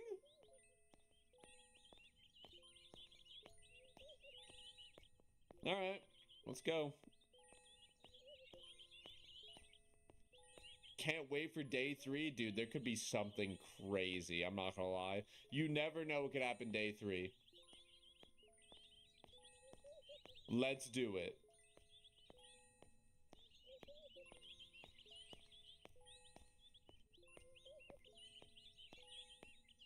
Was this labeled as a walking simulator? No, it was a horror game. Dude, can you hurry up? It's crazy that I'm like 97 years old and this kid can't keep up with me. That just shows how much of a natural-born athlete I am. No, I'm leaving without you. You can stay. Learn how to fucking run or something.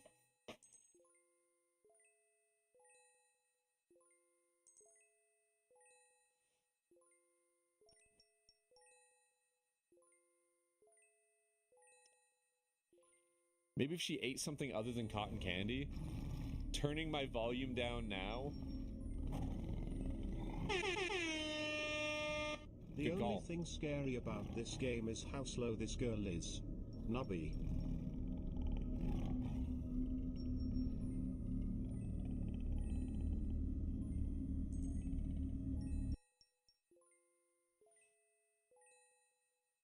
What? That's it? Okay. Are you the lion? Maybe I'm... Day 3. It seems that we will not take a walk in the park today, so let us postpone it for 2 days. You're actually listening to that whack job cotton candy salesman? Are you serious?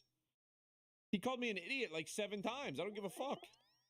It actually just time skipped to day 5. I don't believe this. We missed the park and it seems we came a little late. Come on. If someone called me an idiot and then said don't come to the park tomorrow, I wouldn't go. Grandpa, it seems a little late, doesn't it? Yes, but don't worry. We'll sit in the park for a bit and then go home. What the fuck is my life, dude? Get a fucking job, Grandpa. Can we just be honest? What is going on here?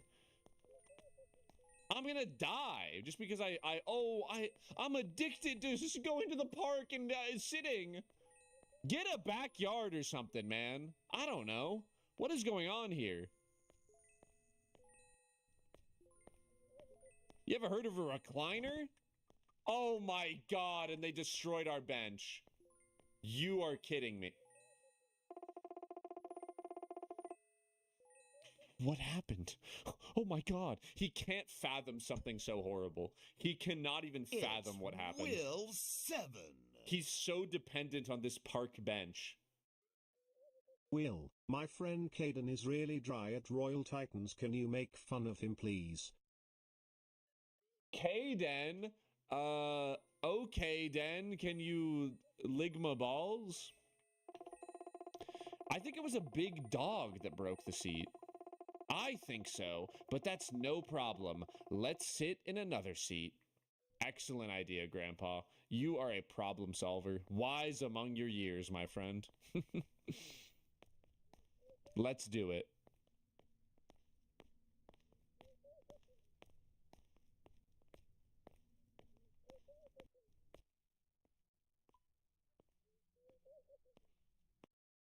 Is this a true story? Okay, Miriam, wait for me here. I'll go buy you cotton candy. This kid is gonna die. I'm waiting for you. This kid is gonna, this kid's not seeing 30. Just a pure cotton candy diet. It's not good, man. It's not looking good. Like, things are going really downhill. I hope I have a lot of inheritance to leave this child because it's just fucked. Why is it getting so dark? Is this supposed to happen? I have a lantern?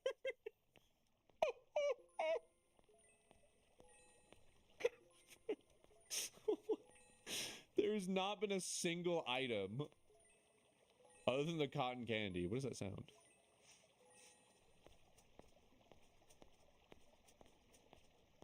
It's not over here.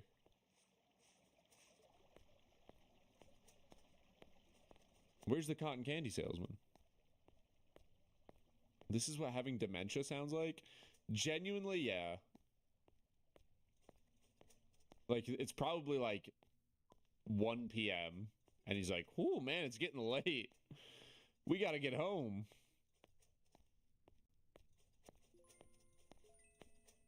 Where the hell is the cotton candy?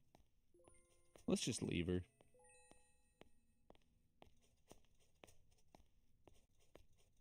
No, there's no sprint button.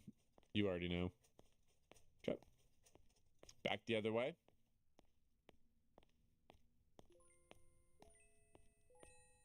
How big is this park where it needs multiple salesmen? No, he just moves around day to day. I don't know, man. I don't know what this guy's problem is. Pick a spot.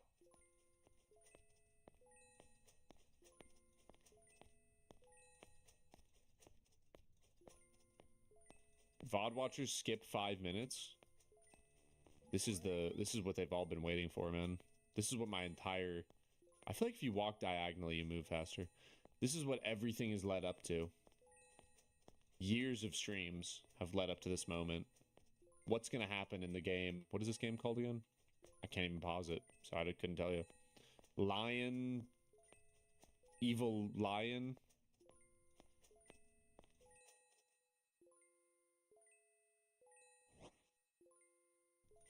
No.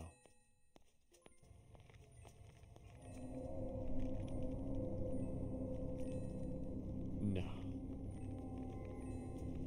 Not the cotton candy salesman? What happened? Miriam, no. Oh, no. Miriam, I'm coming. Run. Oh, now I can sprint. Oh, now you want to sprint, Grandpa. Hey, if you just sprinted in the first place, we wouldn't be in this mess. Oh, what was that? Oh, my God. Oh, my God. Oh, no. Don't tell me that's Miriam. No. What is that sound? I have to hide immediately. I don't know, run to the bathroom. The bathroom.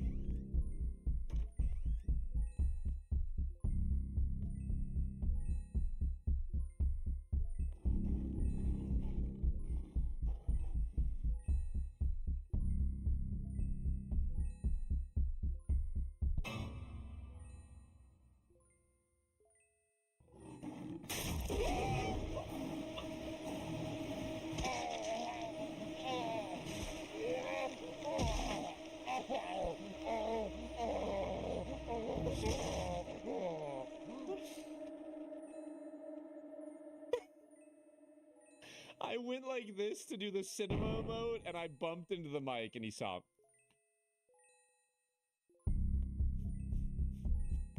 Calm down.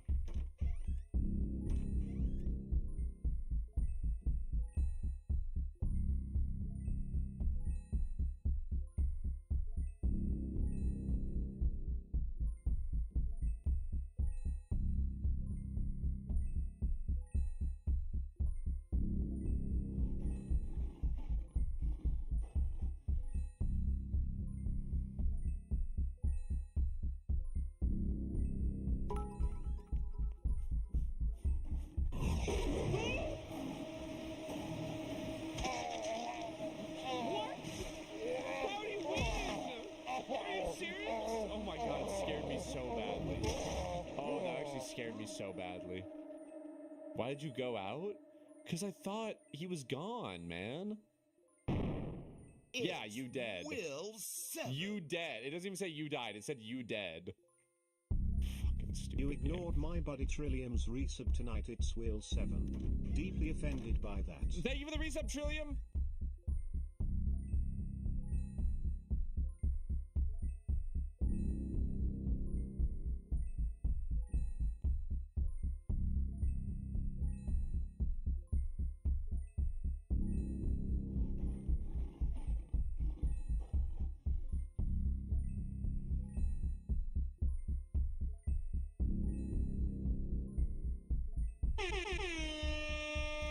Help me, Grandpa.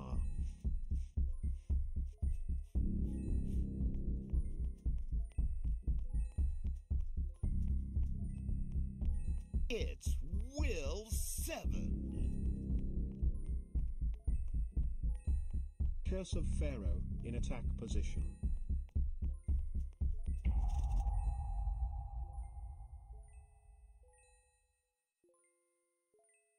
No! It's right behind me, isn't it? Don't tell me. This is fucked up, dude. This is too far. No! It's gonna kill me, bro. I just knew it. I didn't even get scared. I knew that shit was gonna happen. This is just horrible. It's Will 7.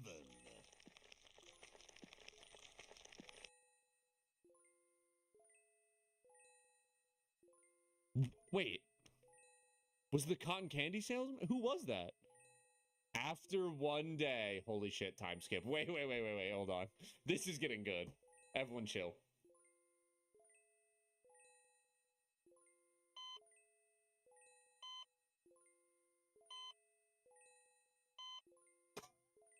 Sorry. Hello. Oh, you're awake. Do you hear me? Yeah, yes. Oh, thank God you're awake. Where am I? You are in the hospital now. Why? What happened? Someone brought you here, told us your whole story, and then left. Unfortunately, He also brought your granddaughter with you, but she was dead. Couldn't you just make her survive? Like, would it be that hard to just be like, she lived, like, or something?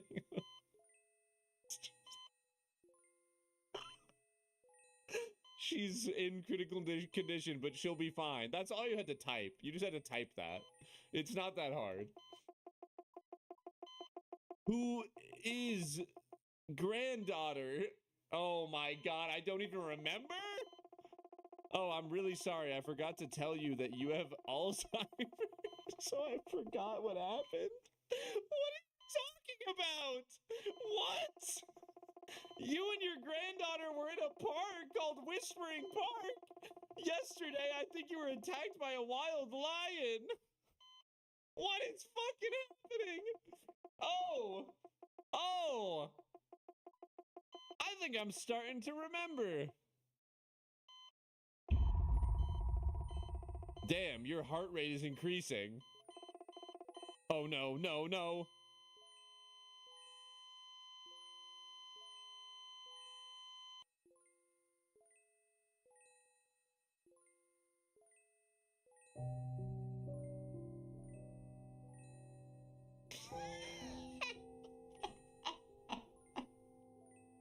It's Will 7.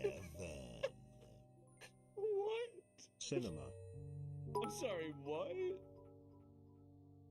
Do you think actors at EK facility This game is so funny.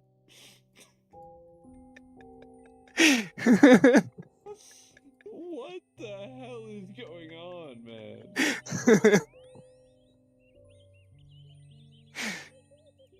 End the game.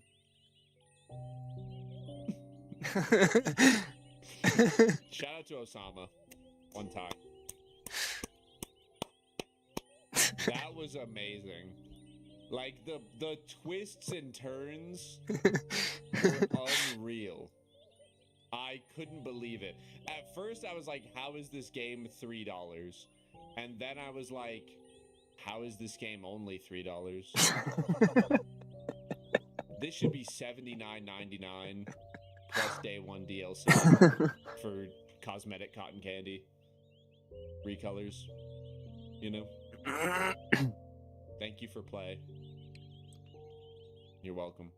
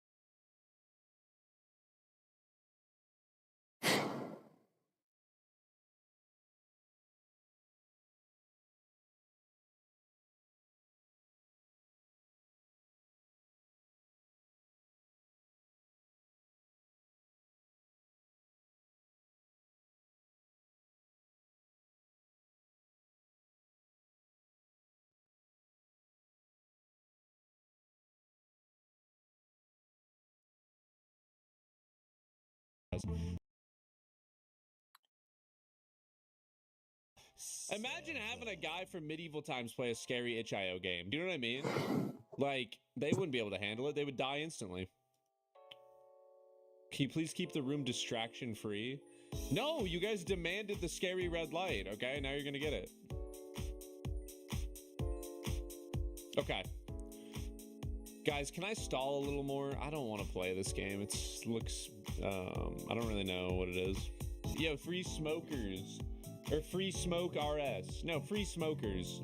Yeah, free them. Grumpy Grim, thank you for the Prime sub. Alright, let's get into it. Enough horsing around. Is the game audio even, like, being picked up?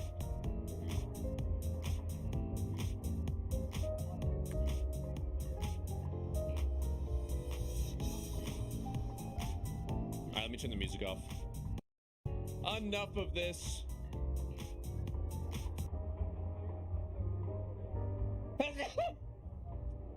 That's where I'm gonna start the VOD right there.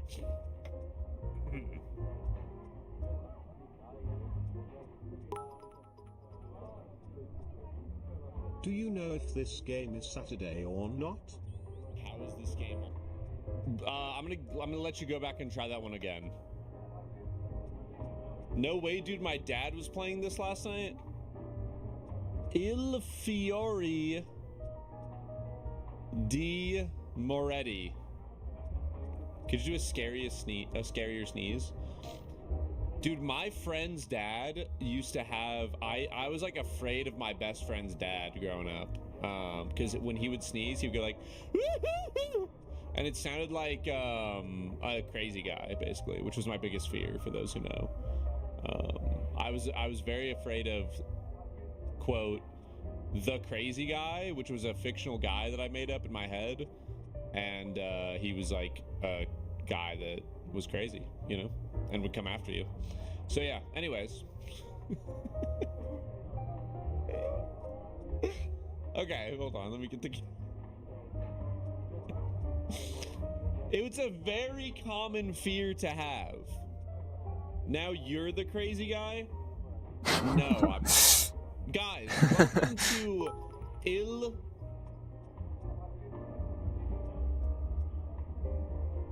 This guy said, hey, bird boy, fuck you, but he didn't put...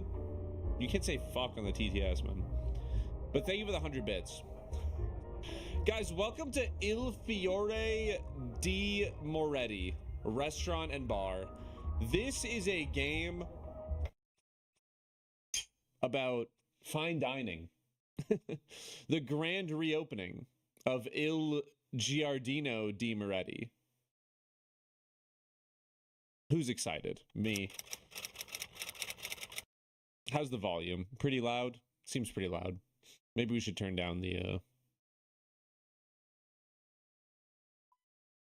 What the... Why am I looking up by default? Seems okay? Oh, is it okay? Okay. Hey! You're the new chef, aren't you? My name's Burton. It's nice to meet you. Mr. Moretti told me to inform you that he's waiting for you in the kitchen to explain how everything goes. Mr. Moretti? Of El Ristorante di Moretti fame? Is the premise of this game that Italians are scary?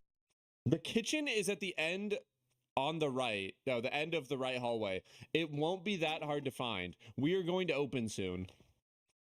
Oh my god. Oh my god. It's beautiful in here. This is just like the bear. Any pounders in the chat? Hello, gorgeous. Okay. Yo, Pig, thank you so much for the prime. What did he say? The end of the hallway on the right? Is it this way? Mamma mia. Which, when he says the right, probably this way. Which way was I facing? Yeah. This is the kitchen. Okay. Is that you? Mr. Moretti? Welcome to Il Fiore di Moretti. It's a pleasure to meet you. I'm Mr. Moretti.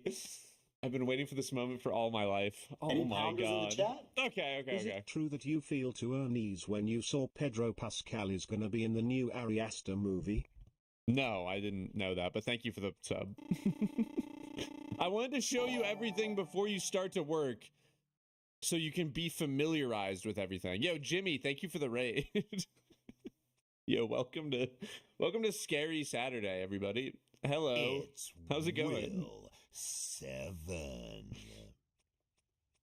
RuneScape gathering tomorrow or else. When is it? I'll be there. Is it during the day? Yeah, I'll be there. Yeah, thank you for the raid, dude. Appreciate it. Wait, what is the new Ari Aster movie? Should I be tapped into this?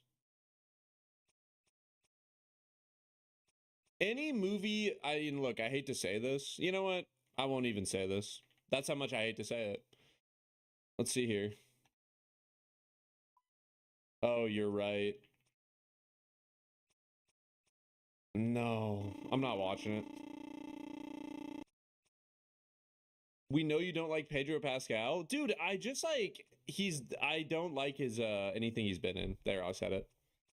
The stalling at this point is egregious. I'm not scared and I'm not stalling. Today's the grand reopening of Il Fiore dei Moretti, so it's going to be very busy. I know you can handle the pressure. I heard you're highly experienced. I am. You can make a great first impression on the customers, ensuring they come back for the dishes you prepare. All right, let's get started. Listen closely to what I'm about to say. First, you'll receive orders over there for what you need to cook. Make sure to check them carefully so you don't mess anything up. Okay, done. It's Will. There's some pans and pots below which you can put on the stove. You might not know the recipe for every dish. Scary Saturday content. So I left you a cookbook in case you need to check the ingredients and preparation steps. Remember to always serve each dish on a plate or in a bowl. When you finish a dish, just place it on that platform over there, and the waiters will take it to the customers. If you've done something wrong, don't worry, just throw it in the trash. There's some ingredients on the shelf and inside the fridge, but if you run out of an ingredient, you can always grab from the storage room back there. And finally, when you're ready, you can press the bell to start your shift. Be sure to explore every single corner of the kitchen and get familiarized with it. It's Will 7. Very well, I'll leave you to it. Okay, jackass. It's Will 7. Sorry, I shouldn't speak to Mr. Moretti like that. Thank you so much for this opportunity, Mr. Moretti. I won't let you down. I won't. It's Will 7. We're gonna fucking burn this place to the ground. Let me tell you something. Well, I'm using a sommelier for their finest nectar. Imagine you go into the kitchen at a fancy restaurant. They have a book like this is the book that they're taking the fucking and they've been mentioned a lot so far. Just a book that says Italian cookbook. Oh yeah. This shit was $11 at Barnes & Noble. Okay. Wait, this seems really complex. Dough roller, pizza base, tomato roller, pot, cheese knife, grated cheese. This is very simple. This is like that alchemy game I used to play on my iPod Touch. I completely get it. That's easy. Yo, for hummingbirds, thank you. Nate, thank you. Don't say ask the sommelier for the finest nectar, please. Virus soap, Peepo Poo Poo, Sean. Why is the dog in here? That scared me. Oh my God, man. Something is not right in this house. Okay. Extra ingredients, of course. This is the electrical box when the power inevitably goes out. Any pounders in the chat? And there's a murderer. One of us has to change. This is awkward. Are we wearing the same shirt?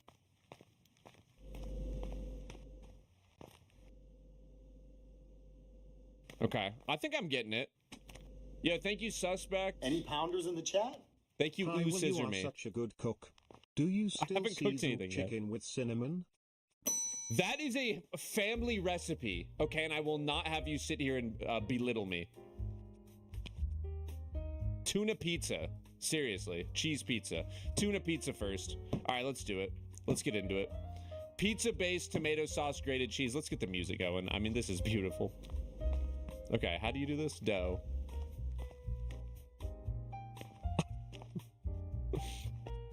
This is the... Oh, that's the cookbook. That's not a cutting board. Sorry. Where was, like, my prep area? Get a knife. How do you... throw? What is that? That's Parmesan. Hold on. I gotta work something out really quick. Okay, hold on. No. We don't need dough. We need pizza base. But wait, how do we make pizza base? Hold on. Dough and roller, not knife. Why would you use a knife? That genuinely doesn't make any sense. Okay, put the dough. Use the roller on it. That was awesome. Okay, we got a pizza base. Cool, 2 pizza bases. Let's make some tomato sauce. Let's get a pot going. Throw this bad boy on the stove. Let's go tomato.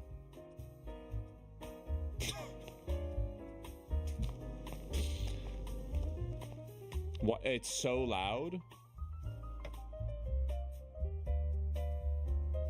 Which part? The sound or the music?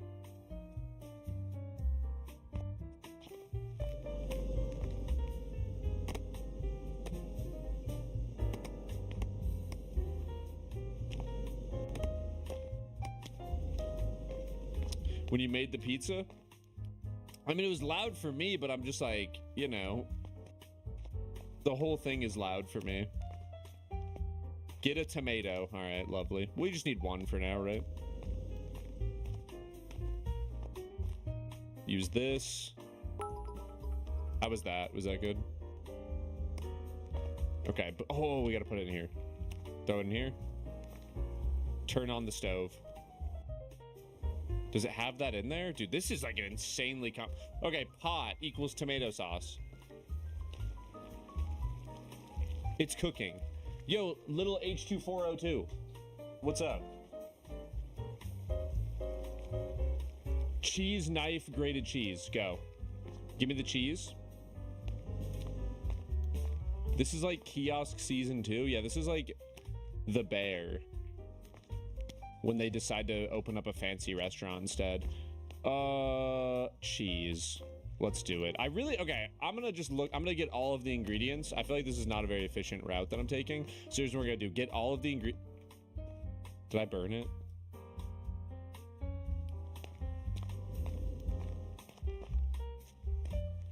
Never mind.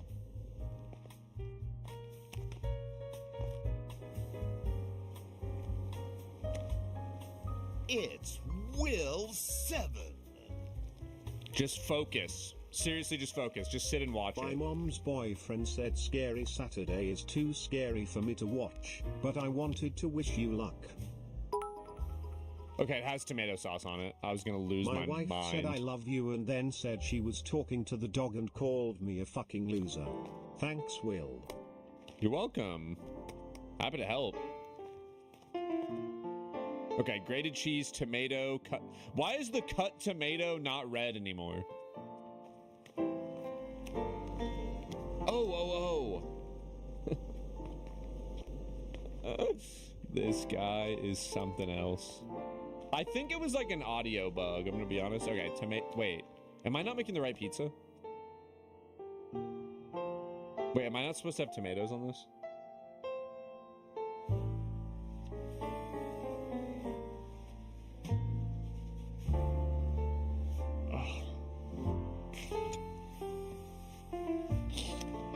Okay, guys, I can explain. Here's the thing about it. Oh my god.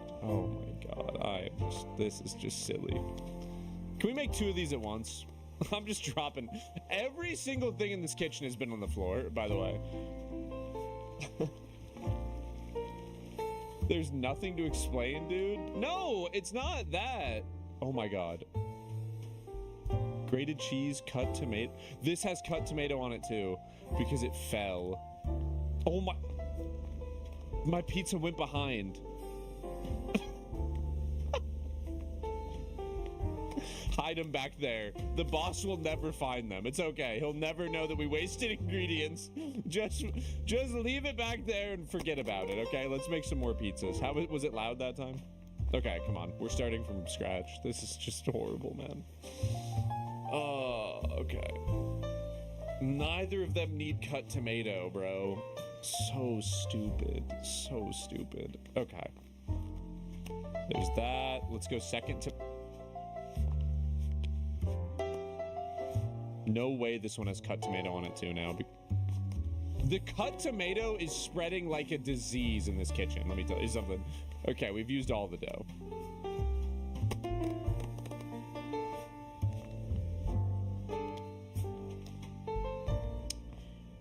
Any pounders in the chat? New tomato. Throw this in here. Okay, cheese. How do we get cheese for the... We gotta make a cheese pizza. Grated cheese and pepperoni. Okay, easy. Grated cheese, you just use cheese and a knife. Simple, right? Grated cheese. Hold on. Any pounders in the chat? This one. Throw that on there. Among Us? No! No! I hate it. I burnt the... Okay, I'm gonna get better at this. I just want to say... This is not indicative of me as a person, okay? And I will get better at this game as I go. I just got on the stream today. Do you know what I mean? Like, here's the thing is oh my god, man. Oh, and I put the grated cheese on there on accident.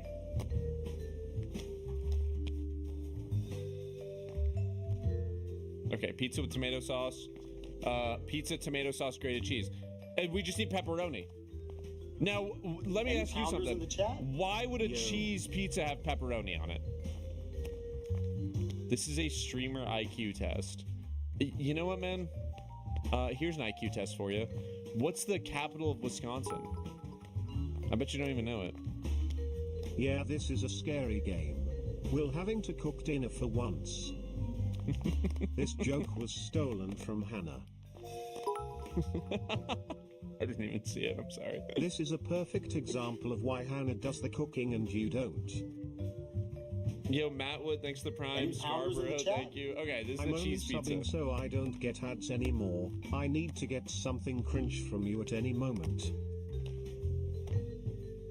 What? How do I know when it's cooked? Nice cheese. No, it said the cheese pizza. You're actually, dude. I thought it was just a quirky thing in the game. I didn't know. Oh my god, dude. Okay. This is seriously not indicative of how good I am at video games in general. Can we just say something? Okay, this is the cheese pizza right here. Pizza based, tomato sauce, grated cheese. That's it. Simple. Simple. Okay. This didn't even cook. Let's just leave it there. Someone will order one someday. Here's the thing, when someone orders every other kind of pizza, I'm gonna be way ahead. That's the thing. Okay, let's go. Tomato sauce. Flip it around. Flip the pizza. No, flip it around. Flip it so that that part's up. There we go. Okay, now. And by the way, I'm checking you because I know something silly's gonna happen and I'm gonna burn it. Okay, tuna pizza. Cut onions. Okay, grated cheese is on there. We need cut onions. Onions. Here we go. Cut onions. Okay, cut onions. And tuna. Tuna. Just put the tuna on there. Really. Okay, perfect. Just drop the can on the... Is this done? No. Is the horror watching him try to make food? Shh. Thank you, Scarborough. Thank you, Squiddle Fetus, for the raw tier 1. I really appreciate it. Simply Stin, thank you. Hey, appreciate it, man. The customer has been waiting for an hour. How do you turn on the oven? Please. How do you turn it on? Help me. Wait, is my tuna? Put baked pizza in a plate. Brother. Is there a button or a switch or something?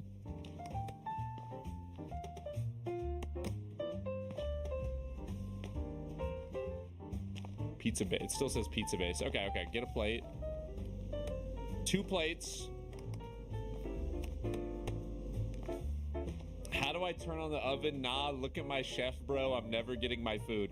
I know how to use an oven in real life. I use it often. No.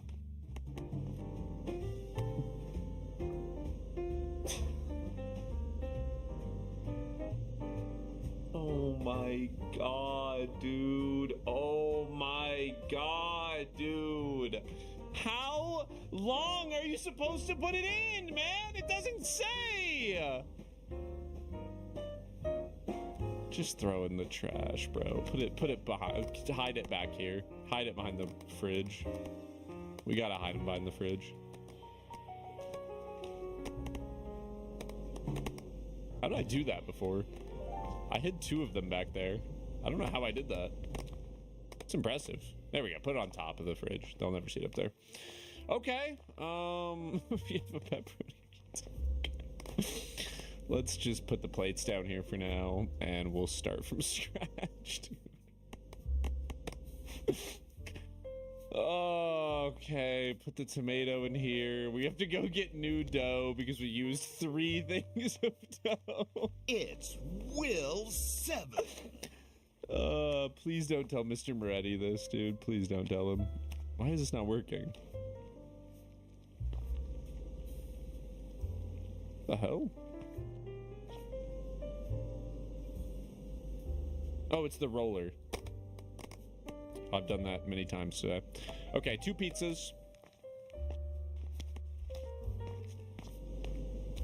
2 pizzas, 2 tomatoes. Dude, are you high? I don't want to look, man. Okay, the video game does this. Isn't how it works in real life, even. Stop. Okay, mashed tomato. Let's go. So, no, get the. I don't care. I'm getting the cheese while that's cooking. I don't care. I'm not gonna sit here and wait. It's ridiculous. Okay, tomato sauce. Put that on pizza A. Put this on pizza B. Put this on pizza A. Put this on pizza B. They both have cheese. Okay. This one's basically done. A cheese pizza. It's so simple. Pizza base, grated cheese, tomato sauce, right? Yeah, throw it in the oven. Let's go. This one's basically done. Throw that in. And I'm not gonna take my eye off of it even. Yo, Mr. Whiskers, thank you for the Prime sub.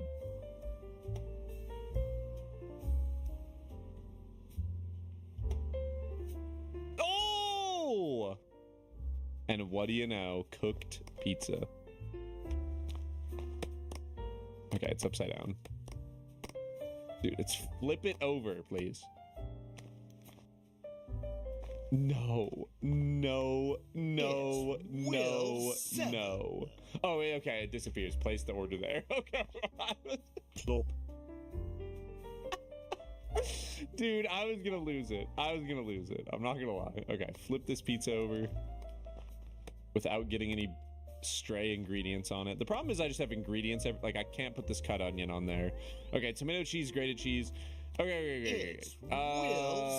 Tuna, cut onion. Wait, I do need cut onion. Here we go. Cut onion. And then a can of tuna. Boom. And we're done. Boom. Here we go. Put it in here. Get the plate. And we're ready to go. Yo, Shiwi, thanks for the Prime. Lusitropi, thank you.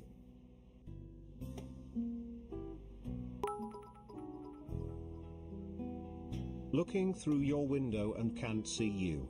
I will come back later, smile. See you later. Okay. Another tuna pizza and a margarita pizza. And that's 2 orders done, by the way, 40 minutes into the stream exactly. There we go. Was that so hard? Whenever I get on Twitch and I see It's Will in the games and demos section, I know it's going to be a banger stream. Thank you. Fuck, margarita, huh? Is this one margarita? Could this be a margarita? No, it has cut tomatoes. Didn't I have another pizza, like, back here? Tomato sauce, grated cheese, cut tomato. All right, that's mostly made. Here we go. Perfect. Perfect. It just needs basil, and we're done. Oh my god, so what did I say? I told you guys, basil. Throw this bad boy on there. Oh, it's a beauty. That's a beauty. Throw that in. Lovely. I mean, that shit's been just sitting behind the fridge. Don't burn it, though. These things burn very fast. Okay, get a plate. Seriously? There we go. Tuna pizza again. Let's get into it. Here's the thing. I know all the recipes now. You can't sneak anything past me. Keep the ingredients away from the roller. Is the floor pizza the meta for speedrunning? Yeah, you want to make...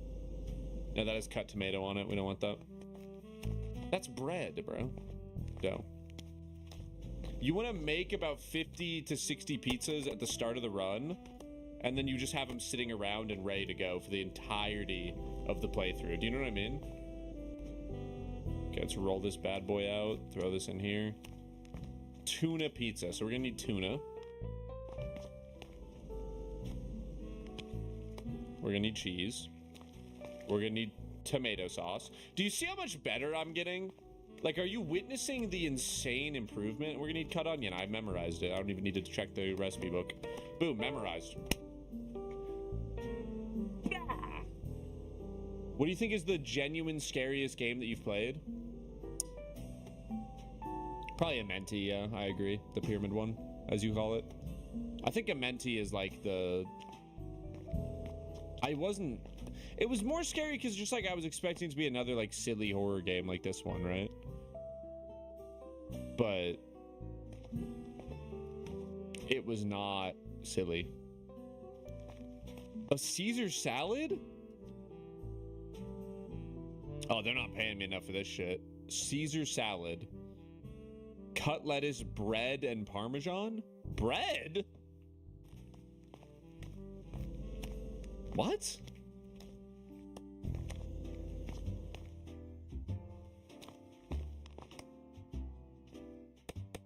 What do you mean? What are you talking about? What?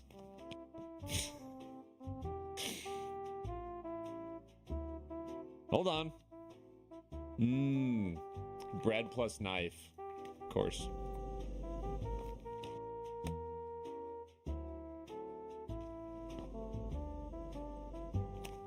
Croutons, bro? A crouton is not... Okay, calling a crouton bread... Are we serious right now? Be real. That's like calling like a wheat thin bread. What do you... That's not bread, bro. It's like its own thing. Stop. Don't start with me, seriously. Don't start with me. Dude, you really are high today? I'm not high. Okay, I'm gonna say this again. I'm sober as a horse. Okay, let's look at this. Cut lettuce, bread, Parmesan. Cut lettuce. Probably lettuce plus knife if I had to guess. Boom, cut lettuce. Bread. Parmesan. I remember.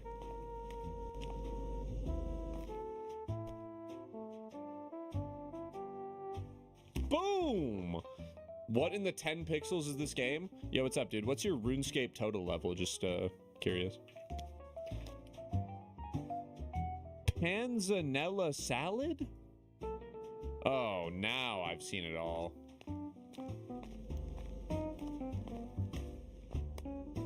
Cut lettuce, bread,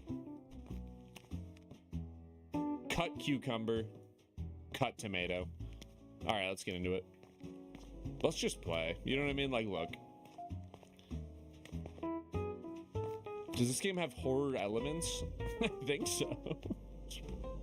Buddy, he was in the horror section on itch.io. That's all I know. All right, throw that in there. Pizza base. Let's put this over here where it's safe from all these horrible, infectious ingredients. Cut cucumber. These salads are dry and disgusting, by the way. Shouldn't you have, like, some sauce? Or something? This is disgusting, bro. Who's eating that? Enjoy. Order up. Pepperoni pizza, cheese pizza. Let's go. Pepperoni pizza. We've got it all ready to go. We've got a pepperoni pizza that we've been saving for hours. Oh my god, this is the best day ever. Can you close the fridge door? Are you trying to cool out the entire town? Sorry. That's what my dad would say. Oh, you're trying to cool the whole world off? We need to have the window. Don't burn it.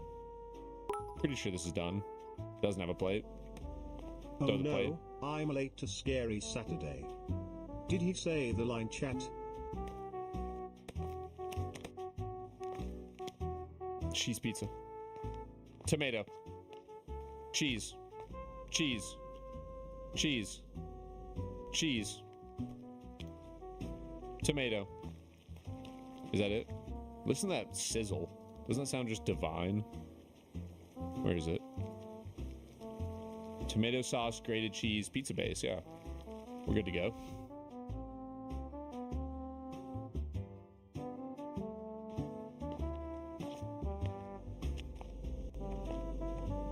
Last tomato. Let's make it count. Any pounders in the chat? Is this game scary? I believe so. Yo, Ethan Pox, what's up, dude? How you doing? And thank you, Frosty Shane. Why is he optimizing eating a pizza? It's not the eating part, it's the creating part, okay? Making a pizza, you're right, it shouldn't be optimized because it's an art, okay? It's a beautiful song and dance, the creation of a delicious pizza pie. Boom. And that's our shift complete. 47 minutes later. Easy money. I thought the Any game froze. pounders in the chat? Go will go. I liked it better when the music was playing. Look, can you add the overlay to the scene? My bad. I had to remove it because I was recording something. Okay, I turn on the overlay and you instantly put that on the... Maybe I don't need it here. Why did it get quiet all of a sudden? I'm sorry. Why did this door close? What is that? Is that a camera?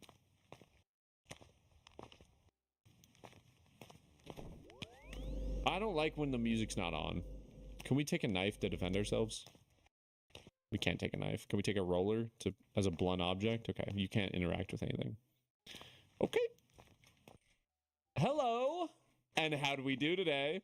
How was business? Hey, good job. It looks like your dishes were a hit, as many people said what they ate was delicious. What do you know? Mr. Moretti is very happy too. Well, I'll see you tomorrow. Good night. Hey, you have a great night, Burton.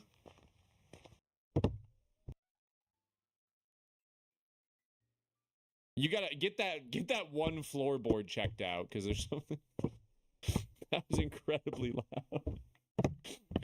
There's a single floorboard that I think is a little loose. Where do I go? The bathroom?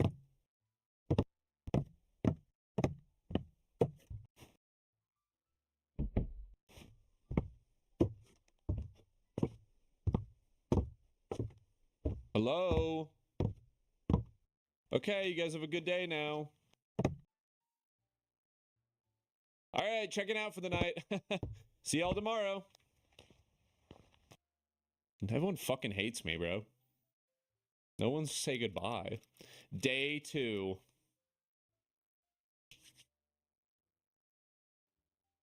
You made like 5 dishes your whole shift and the restaurant seats 100. We just opened, man. It's like you're not even paying attention, okay? Here's the thing. Did you know that 90% of restaurants fail within the first year or something? I don't remember the actual number, but it's a certain percentage. Burton, how we doing, brother? Hey, Mr. Moretti asked me to let you know that a maintenance guy will come to repair the cooler in the storage room. It looks like it broke overnight, so don't be surprised if a guy suddenly walks into the kitchen. Mr. Moretti is really upset because he just bought it and he'll try to get his money back. I just hope the ingredients don't spoil due to lack of refrigeration. Anyways, you should probably start cooking. We'll be opening soon. Okay. I'm going to be surprised when a maintenance guy shows up, right? It's going to be really scary, I feel like. It's going to be accompanied by a scary sound. Hey, bartender. It's happening like the last time. Didn't see you there. I was a little lost in my thoughts. Good to see you again. What do you mean it's happening like the last time?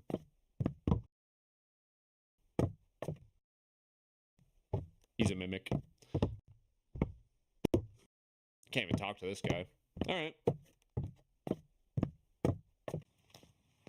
Let's close the door. I need to be alone with my thoughts for a moment. So wait, is this the